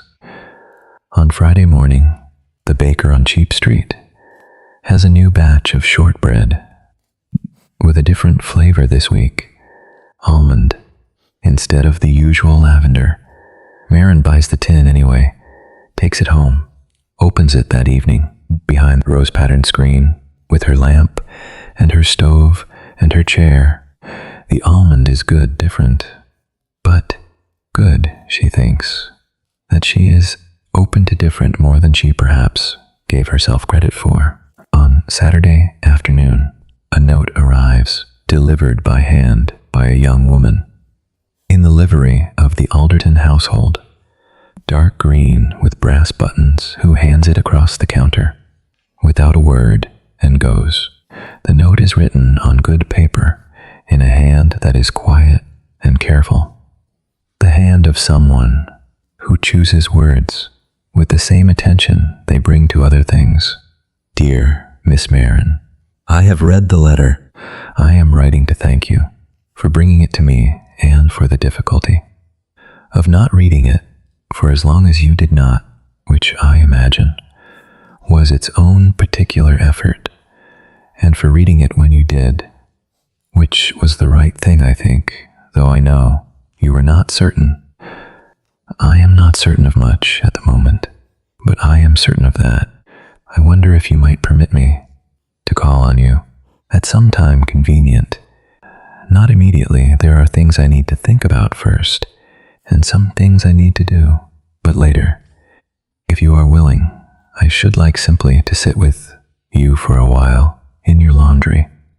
If that is not too strange a thin G to ask, yours sincerely, Alderton.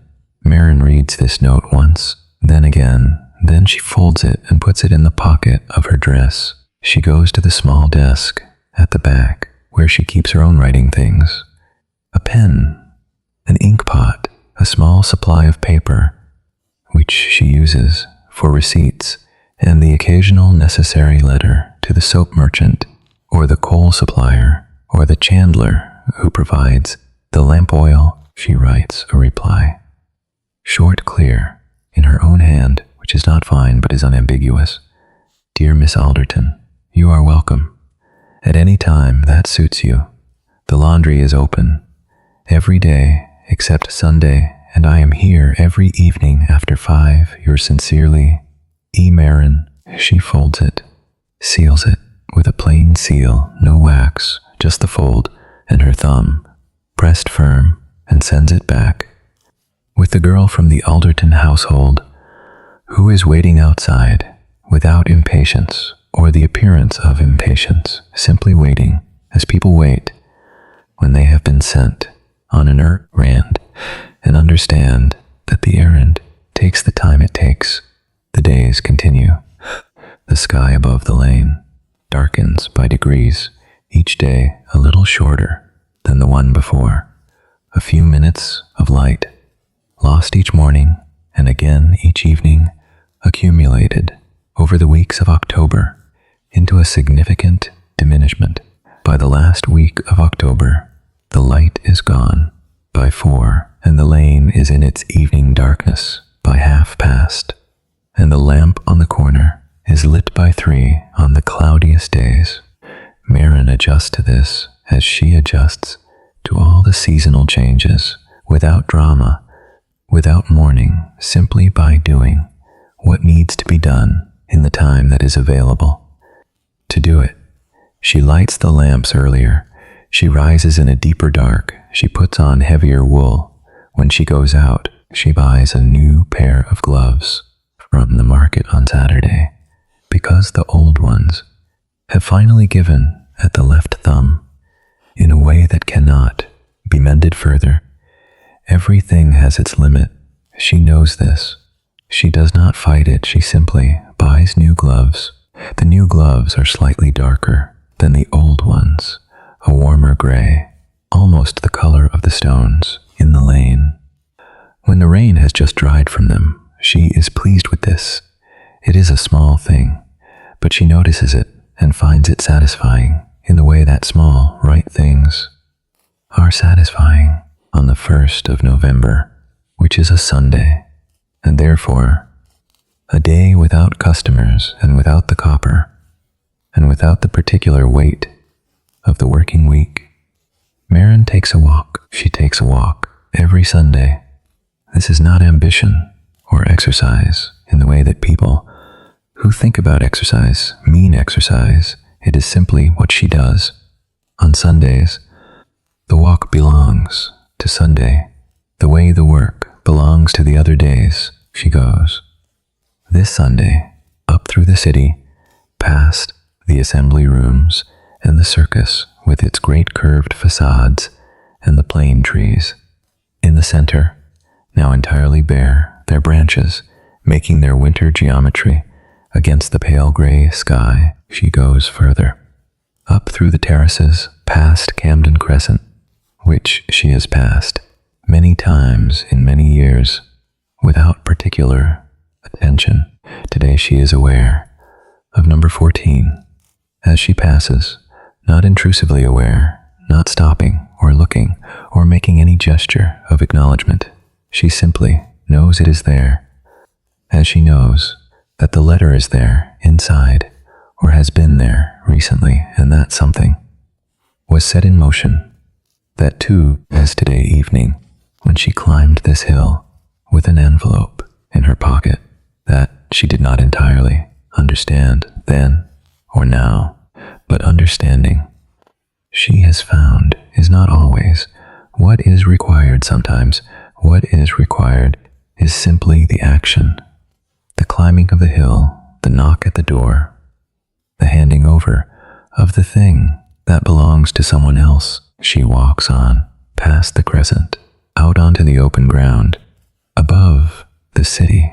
The view from here is significant, not the view of famous places, not the view of anything that would be pointed out to a visitor or painted by an artist with ambitions, but the view that belongs to someone who has lived in a city for a long time and walked above it many times on many Sundays. She can see the roof lines in their irregular sequence, the smoke rising from the chimneys straight up in the still November air. She can see the top of the abbey, which on clear days like today shows the carved angels on the west face climbing their ladders as they have been climbing for centuries, going nowhere and arriving exactly where they are, which is perhaps the point.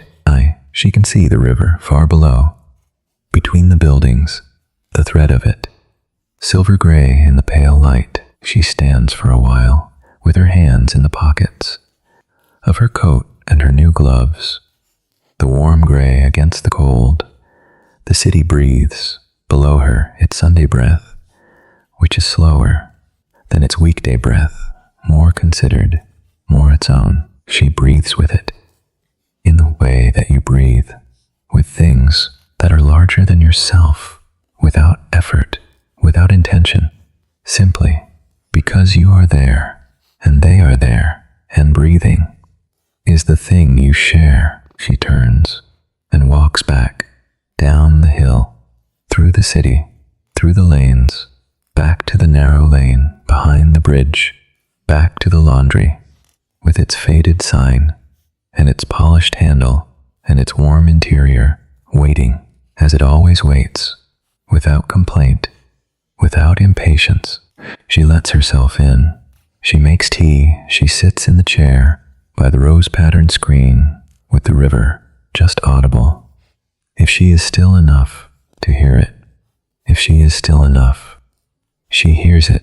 The following Tuesday, the Alderton household sends their items, as always, at 11, with the same boy from the same household in the same dark green livery, with the brass buttons and the expression of being quick about it. Tucked among the napkins, there is a small card with no envelope, simply folded in half. It says, Thursday, if that is convenient, at 6 o'clock C. Marin reads this, sets it on the shelf, above the sorting counter, beside the ledger. Thursday, she thinks. Thursday is convenient. She turns. Back to the sorting, and the morning continues as mornings continue. One thing after another, each requiring its own attention, its own care, in its own time. Thursday comes as days come, without ceremony, but with its own particular quality of light and cold and the smell of the season, which by November has deepened into something more substantial than October's version of itself. November cold is a committed cold. It does not apologize or qualify. It is simply cold, and the city responds with its coats and its fires and its brisk, purposeful movement through streets that no longer invite lingering. At 5:30, Marin sets the laundry to rights. For the evening, the copper damped down, the pressing irons set away, the linen hung or folded, the floor swept, the counter wiped. She does not close early this time, because it is Thursday, and Thursday closes at 5. Routinely, she changes the card in the window to closed at 5, as usual. Then she goes to the back room and behind the rose-patterned screen and puts the kettle on the spirit stove with the same small, careful motion she has made every evening for 19 years. At 6 o'clock, there is a knock at the door. She goes. Constance is on the step in a dark coat with a scarf, the color of dark leaves, wrapped around her throat, her cheeks faintly pink from the cold and the walk down the hill.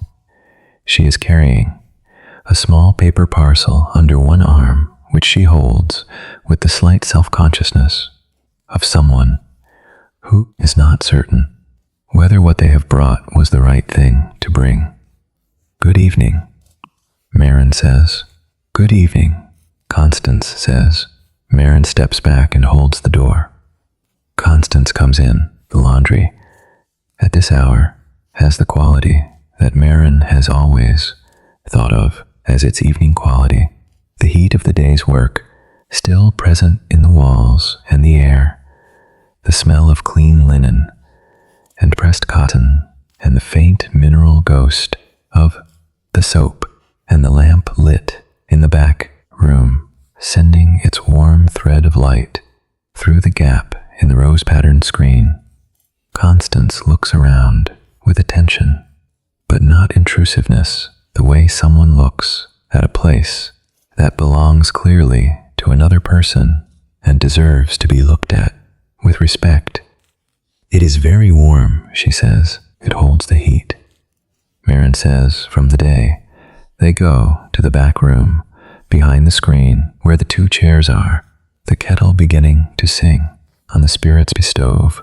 Marin makes the tea. Constance sits in the chair. That is not Marin's chair, which tonight is the visitor's chair, and she sets the small paper parcel on the table. Between them, Marin sets the tea things down and sits in her own chair and pours. Constance says, "I brought biscuits. I did not know if you liked biscuits, but it seemed the sort of thing to bring." She opens the parcel, which contains a small stack of shortbread wrapped in paper from a bakery that Maren did not recognize. But the shortbread looks good and smells of butter and something faintly floral. "Lavender," Maren says. Constance looks up. "Yes," she says. "Do you like it?" "Very much," Maren says. They sit, with their tea and the shortbread, in the warmth of the back room, with the lamp and the stove and the rose-patterned screen, behind which the laundry waits, quiet and ordered, for tomorrow's work. Outside, the November night has settled over the lane, over the city, over the river, which runs, as it always runs, dark and patient. Below the bridge, after a while, Constance says, "I wrote to him." Maren says nothing, but she is listening. "I did not know if I could, if I should, for a long time. After I read the letter, I simply sat with it." She pauses, her cup held in both hands. "There were things in it," she says, "that I had known, without knowing, for a very long time, things that had been present like a piece of furniture in a room that you have lived in for so many years, that you no longer see it." She pauses again, "But it is there." "Yes," Maren says, "I wrote to him, through a mutual acquaintance. Who knew where he had gone? I do not know if he will reply. I do not know what I would say if he did, beyond the fact that I am glad he wrote, even as he was leaving, even now, when it is too late, for many things." She is quiet for a moment, although perhaps, she says, "not for everything. I do not know yet, and I am trying to be comfortable with not knowing, which is not my natural state." She looks at Maren with a directness that Maren has begun to understand is her natural manner, not coldness, not performance, just the way she looks at things, directly, because indirectness has always cost her more than it saved. "What is your natural state?" Constance asks. Maren considers this. "Genuinely. Order," she says after a moment. "I am most comfortable when things are in their places, when the work is done and the linen is folded and the accounts balance. I know that this is a limited way to be." She pauses. "But it has kept me," she says, "steady for a long time, and I have found that steady has its uses." Constance looks at her for a moment. "I think," she says, "that steady is rarer than people suppose. The fire in the small stove makes it sound, the soft settling of coals that have reached their working depth and are now simply burning, without effort, without urgency, just warmth and light and the steady, patient presence of something doing what it was made to do." They sit in the warmth of it. They drink their tea and eat the lavender shortbread, which is very good, and they talk about small things, and then, gradually, larger ones, in the way that conversations sometimes move when the room is warm enough and the tea is good enough and the two people find, without having expected to, that they are, after all, the kind of people who can talk to each oath are not about everything, not yet, perhaps not ever about everything, but about enough, about books. Constance reads more than Maren and different things. She is fond of poetry, which Maren has never known quite what to do with, but listens to. When Constance quotes something, briefly, a few lines that, she says, came to mind, thinking about the letter and the garden at Whitmore and the rain. They are good lines, Maren thinks, though she could not say precisely why, only that they have the quality of something true, stated simply, without ornament, which is the kind of writing she tends to respect about the city. Constance has lived in Bath her entire life, which is different from Marin's experience of arriving here at 34 and building a life from nothing, from the laundry and the rooms above and the sign, Marin and Co. With its invented solidity, Constance laughs. When Marin tells her this, a genuine laugh, brief and warm, that changes her face into something more open, more present. I have walked past that sign many times, she says, never wondering about it now. I shall always wonder. Good, Marin says, without knowing quite why she says it. Only that it seems right. The clock on the shelf, above the sorting counter, strikes 8, muted through the screen but audible. Constance sets down her cup. I should go, she says. There is no urgency in this, no apology, only the fact of it. The hour, and the hill, and the cold outside, and the reasonable, ordinary end of an evening. Marin rises with her and they go. Through the laundry to the door. Constance puts on her scarf in the doorway, the dark leaf color wrapped around her throat against the November air, which is immediately present, cold and still, the lane quiet, the lamp burning. Thank you, Constance says, for this evening. It was a pleasure, Marin says, and means it in the plain, unadorned way that she means things. Constance steps out into the lane and turns toward the bridge and the hill beyond. Marin watches her for a moment from the doorway, the dark coat and the leaf-colored scarf, moving away through the lamplight and then into the shadow between the lamps, and then into the next circle of light, and then around the corner and gone. Marin closes the door. She stands in the quiet laundry for a moment with her hand on the brass handle that she polished this morning, as she polishes it every morning. Then she goes back through the laundry to the back room. Behind the rose-patterned screen, she clears the tea things, washes the cups, sets them away on their shelf. She folds the paper wrapper from the shortbread neatly and sets it on the table. There are 2 biscuits remaining. In the little stack, she covers them with the paper. Loosely, she banks the stove with care. She turns down the lamp. She goes upstairs. The rooms above are warm from the fire that has been burning all day, patient and low, and now with fresh coal. Properly alight, she sits in her own chair by her own fire for a while before bed. She does not read tonight. She simply sits with the fire and the sound of the river below and the warmth of the room around her.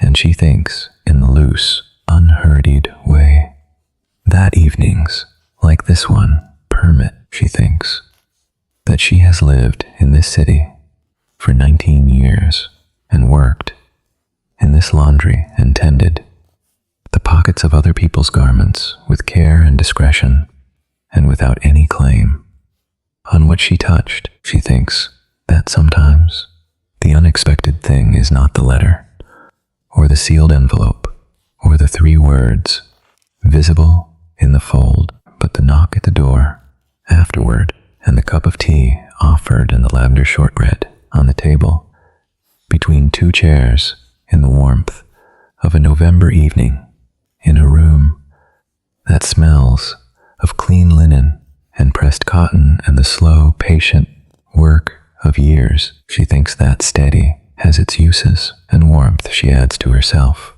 quietly, without drama. Warmth also.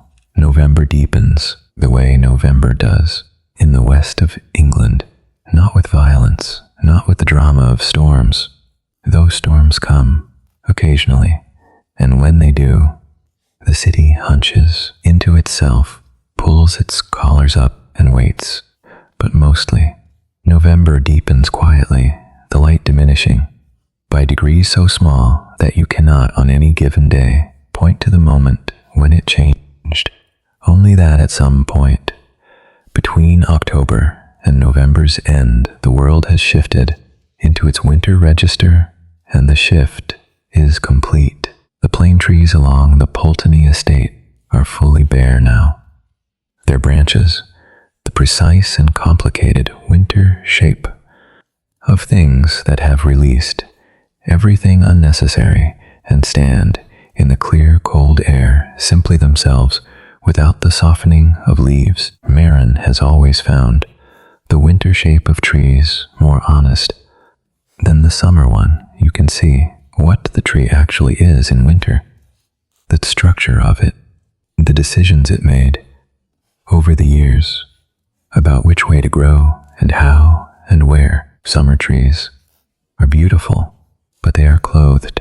Winter trees are true. She thinks this on a morning walk in the second week of November, when she passes beneath the bare plains on her way to the soap merchant who operates from a warehouse near the station, and with whom she has dealt for 15 years, and whose transactions require her actual presence once a month rather than simply a written order. The soap merchant is a woman older than Marin, perhaps 65, with white hair and a manner that is efficient to the point of severity, but who has always, with the particular respect that one long-established small business gives to another, they discuss the order for December.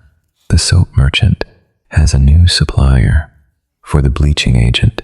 Better quality, she says, though the price is slightly higher. Marin considers this, asks the relevant questions, and agrees to the new supplier, because better quality, in the end, is worth the small, and because she trusts the soap merchant's judgment on such matters, as the soap merchant trusts hers on the relative merits of different washing temperatures for different linens. This is the economy of long acquaintance, each party knowing what the other knows and trusting it without requiring the whole explanation. Every time she walks home through the bare-treed streets with the order confirmed in her coat pocket, written on a slip of paper in the soap merchant's hand, which is nearly as plain as Marin's own. The sky above is the color of old pewter, not threatening, simply winter. She passes Camden Crescent.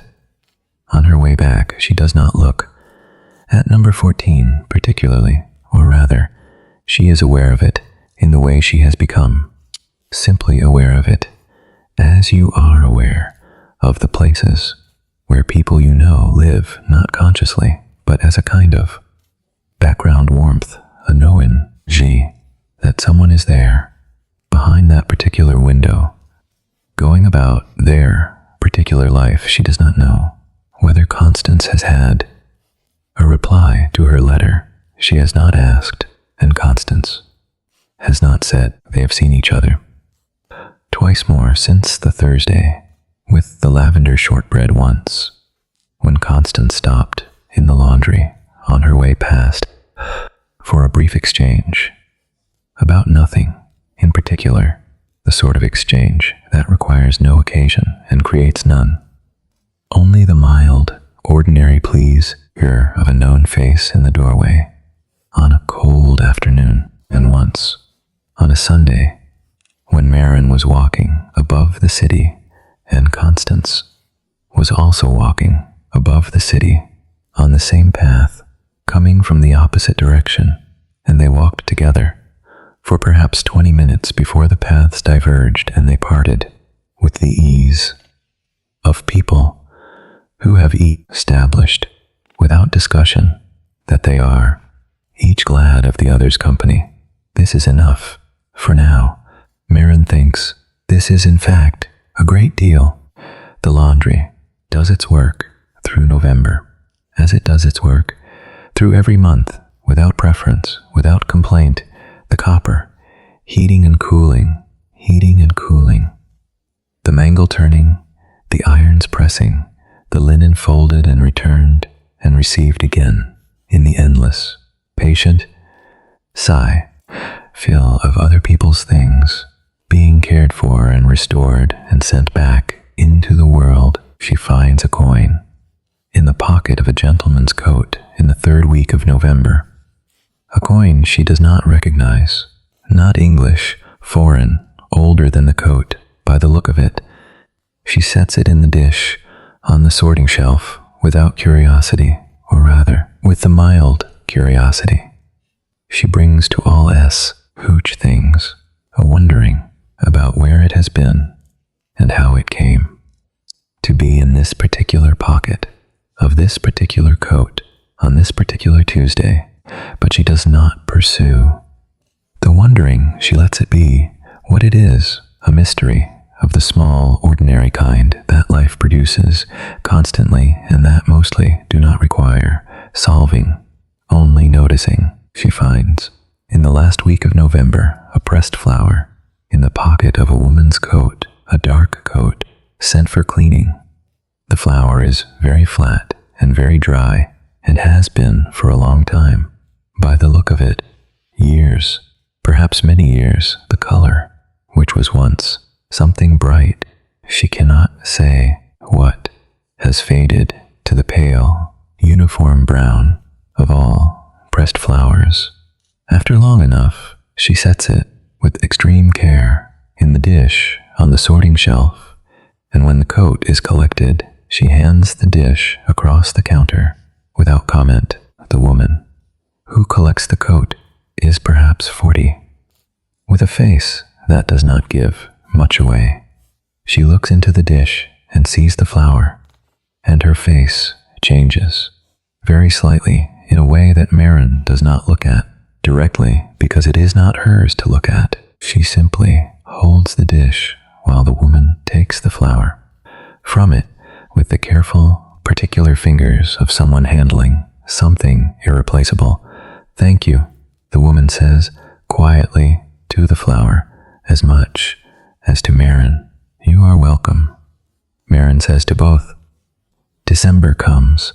December in Bath is a city that leans into itself for warmth. The streets, which were busy in the summer with visitors, and in the autumn with the last stragglers of the season, are now primarily the city's own, the people who live here, who are here, not for the waters, or the society, or the architecture, seen for the first time, but for the ordinary, irreplaceable reason that this is their place, this is where their lives are lived, day after day, in the cold and the lamplight and the smell of coal smoke and river water. Marin loves the city most in December. She would not have said this if you had asked her.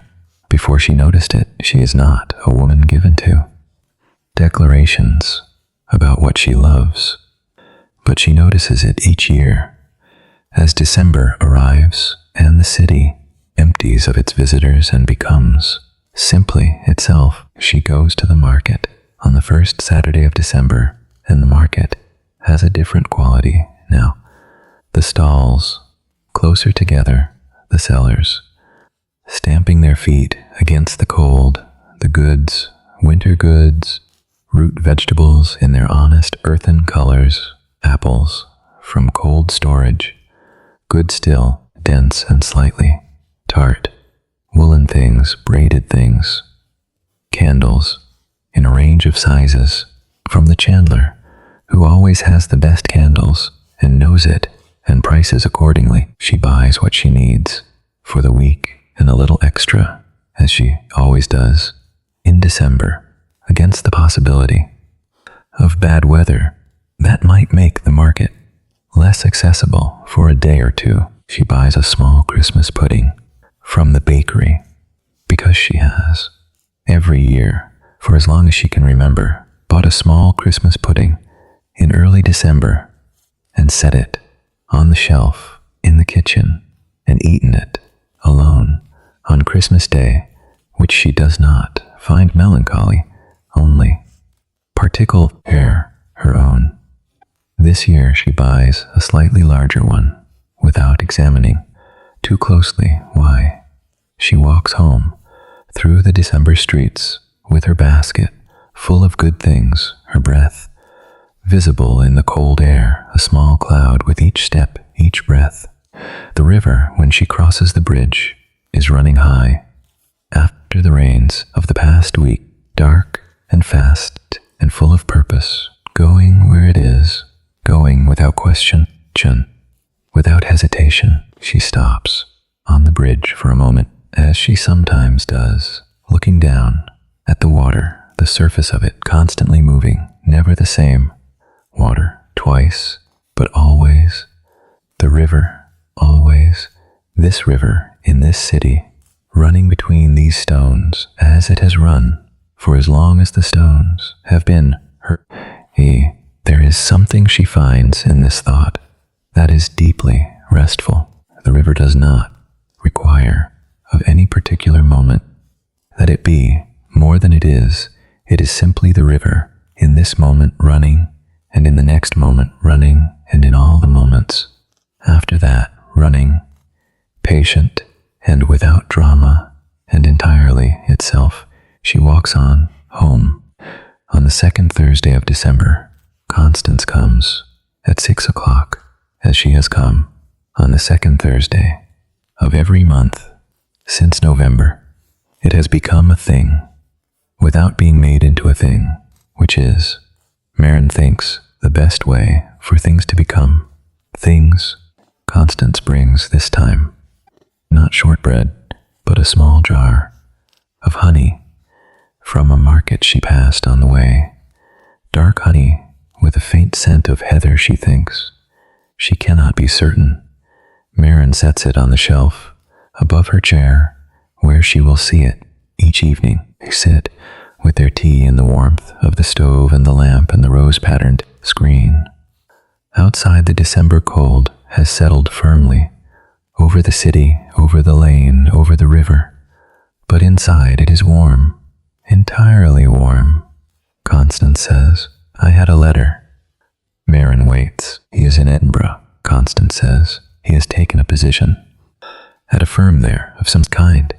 I did not entirely follow the details, he writes, in a way that assumes more familiarity with certain things than I have. She pauses. He says he is glad I wrote, that he had not expected to hear from me, and that he is glad. Another pause. He asks if he might write again. What did you say? Maren asks. Constance looks at the fire in the small stove, at the coals when in their warm, steady burning. I said yes, she says. A silence. That is comfortable, and I told him. Constance says, how the letter reached me, about the laundry behind the bridge, and the woman who runs it, who kept 41 letters for 19 years, without reading them, and read the 42nd, because the wash opened it, and the words were already there, before she cooled otherwise. She looks at Maren, he said. She says that he was glad. The coat went to your laundry, and not any other. Maren says nothing for a moment. Then she says, I am glad also, and means it. In the plain way, she means things without ornament or performance. Constance nods once and looks back at the stove and is quiet for a while. The coals settle with their small, domestic sound. The lamp burns steadily. The rose-patterned screen holds its old warmth, the ghost of roses in the faded paper, present still, if you look, the way old things are present long after their particular brightness has softened into something more durable.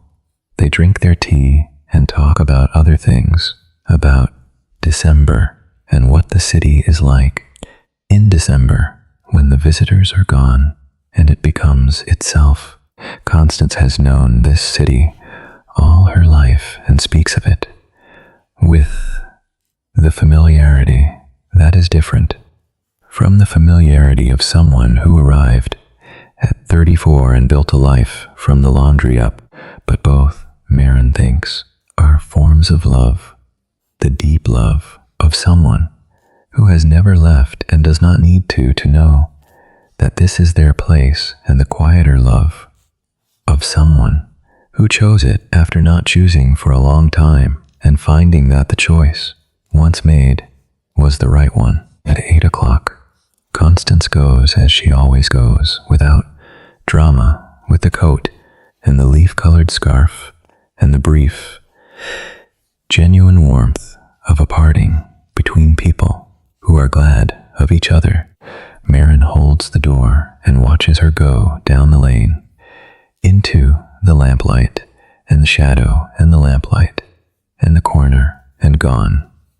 She closes the door and stands in the quiet laundry for a moment. Then she goes to the back room and behind the screen and sits in her chair. She looks at the shelf, the wooden box with the brass clasp, 41 letters. Inside it, each one sealed and returned as it came. The jar of heather honey beside it, dark and still in the lamplight. The tin of biscuits almost empty.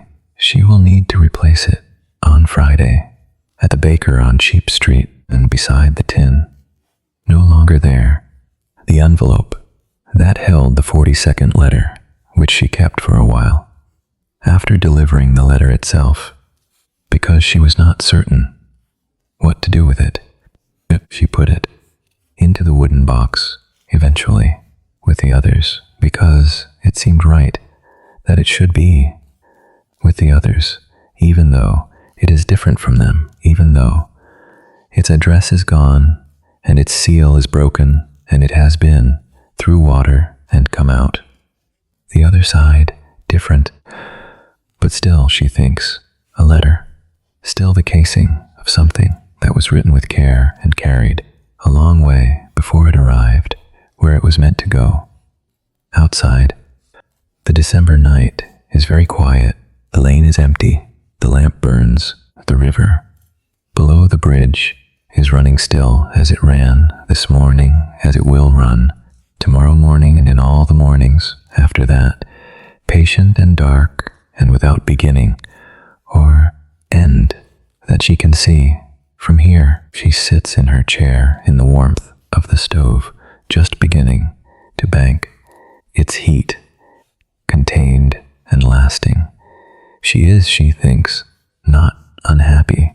She has thought this many times over many years in this chair behind this screen in this room, but tonight the thought has a slightly different quality. She is not unhappy. She has thought before, but tonight, what she thinks is something closer to.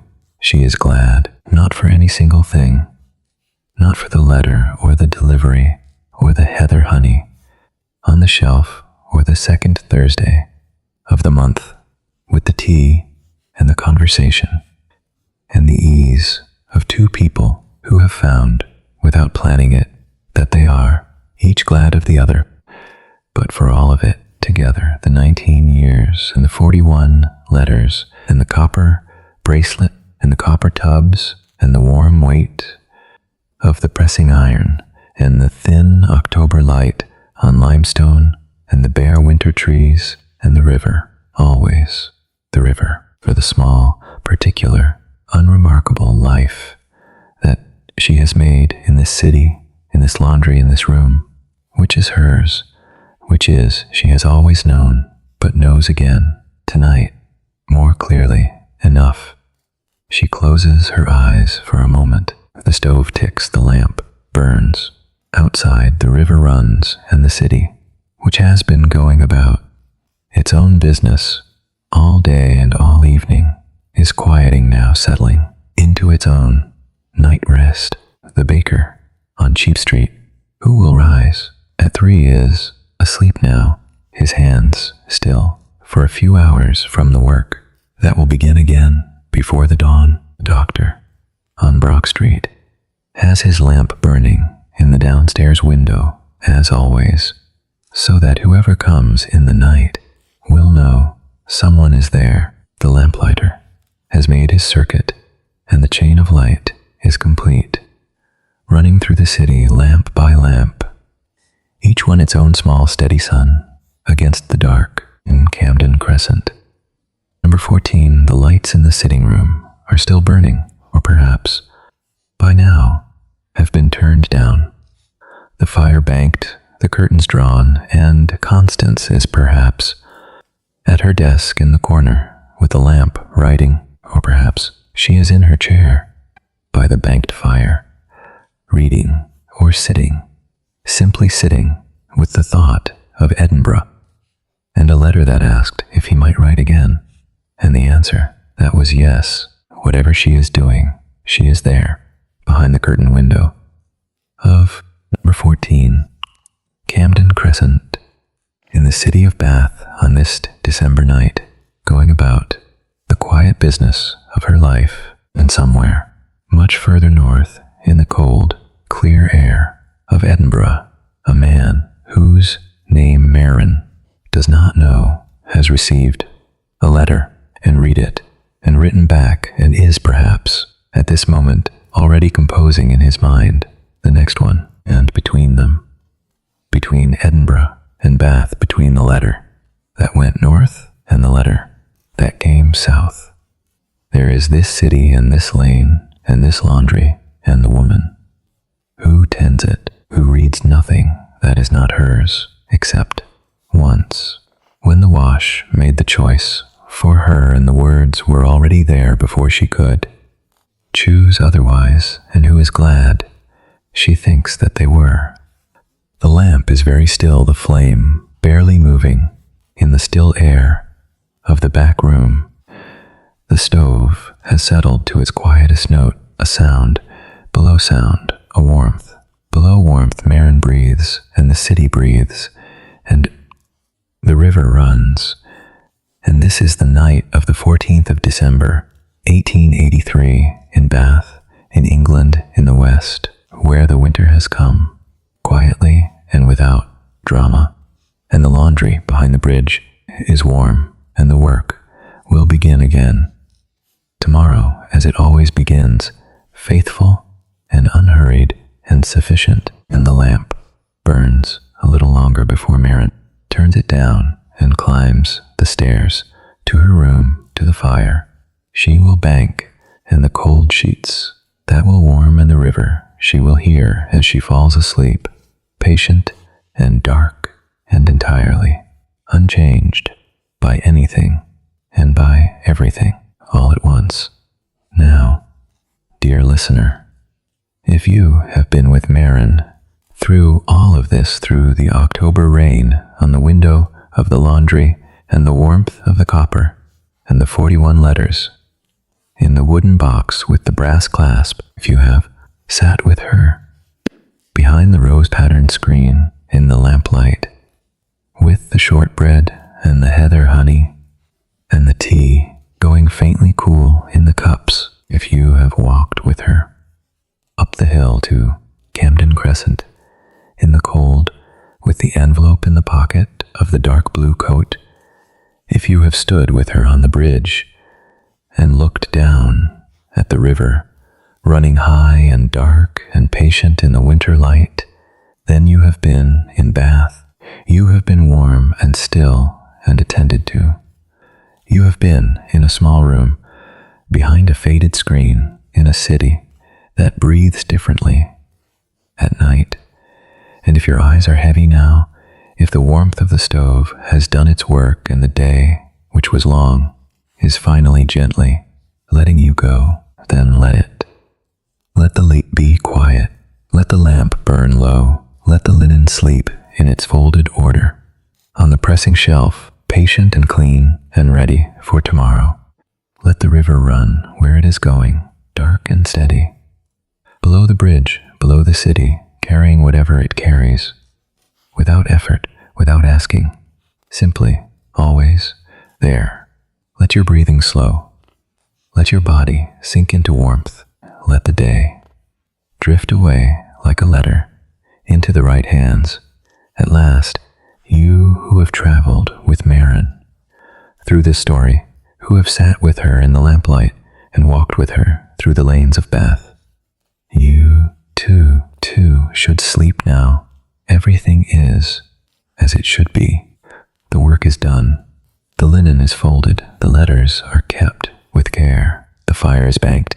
The lamp burns low. You are safe here. Good night.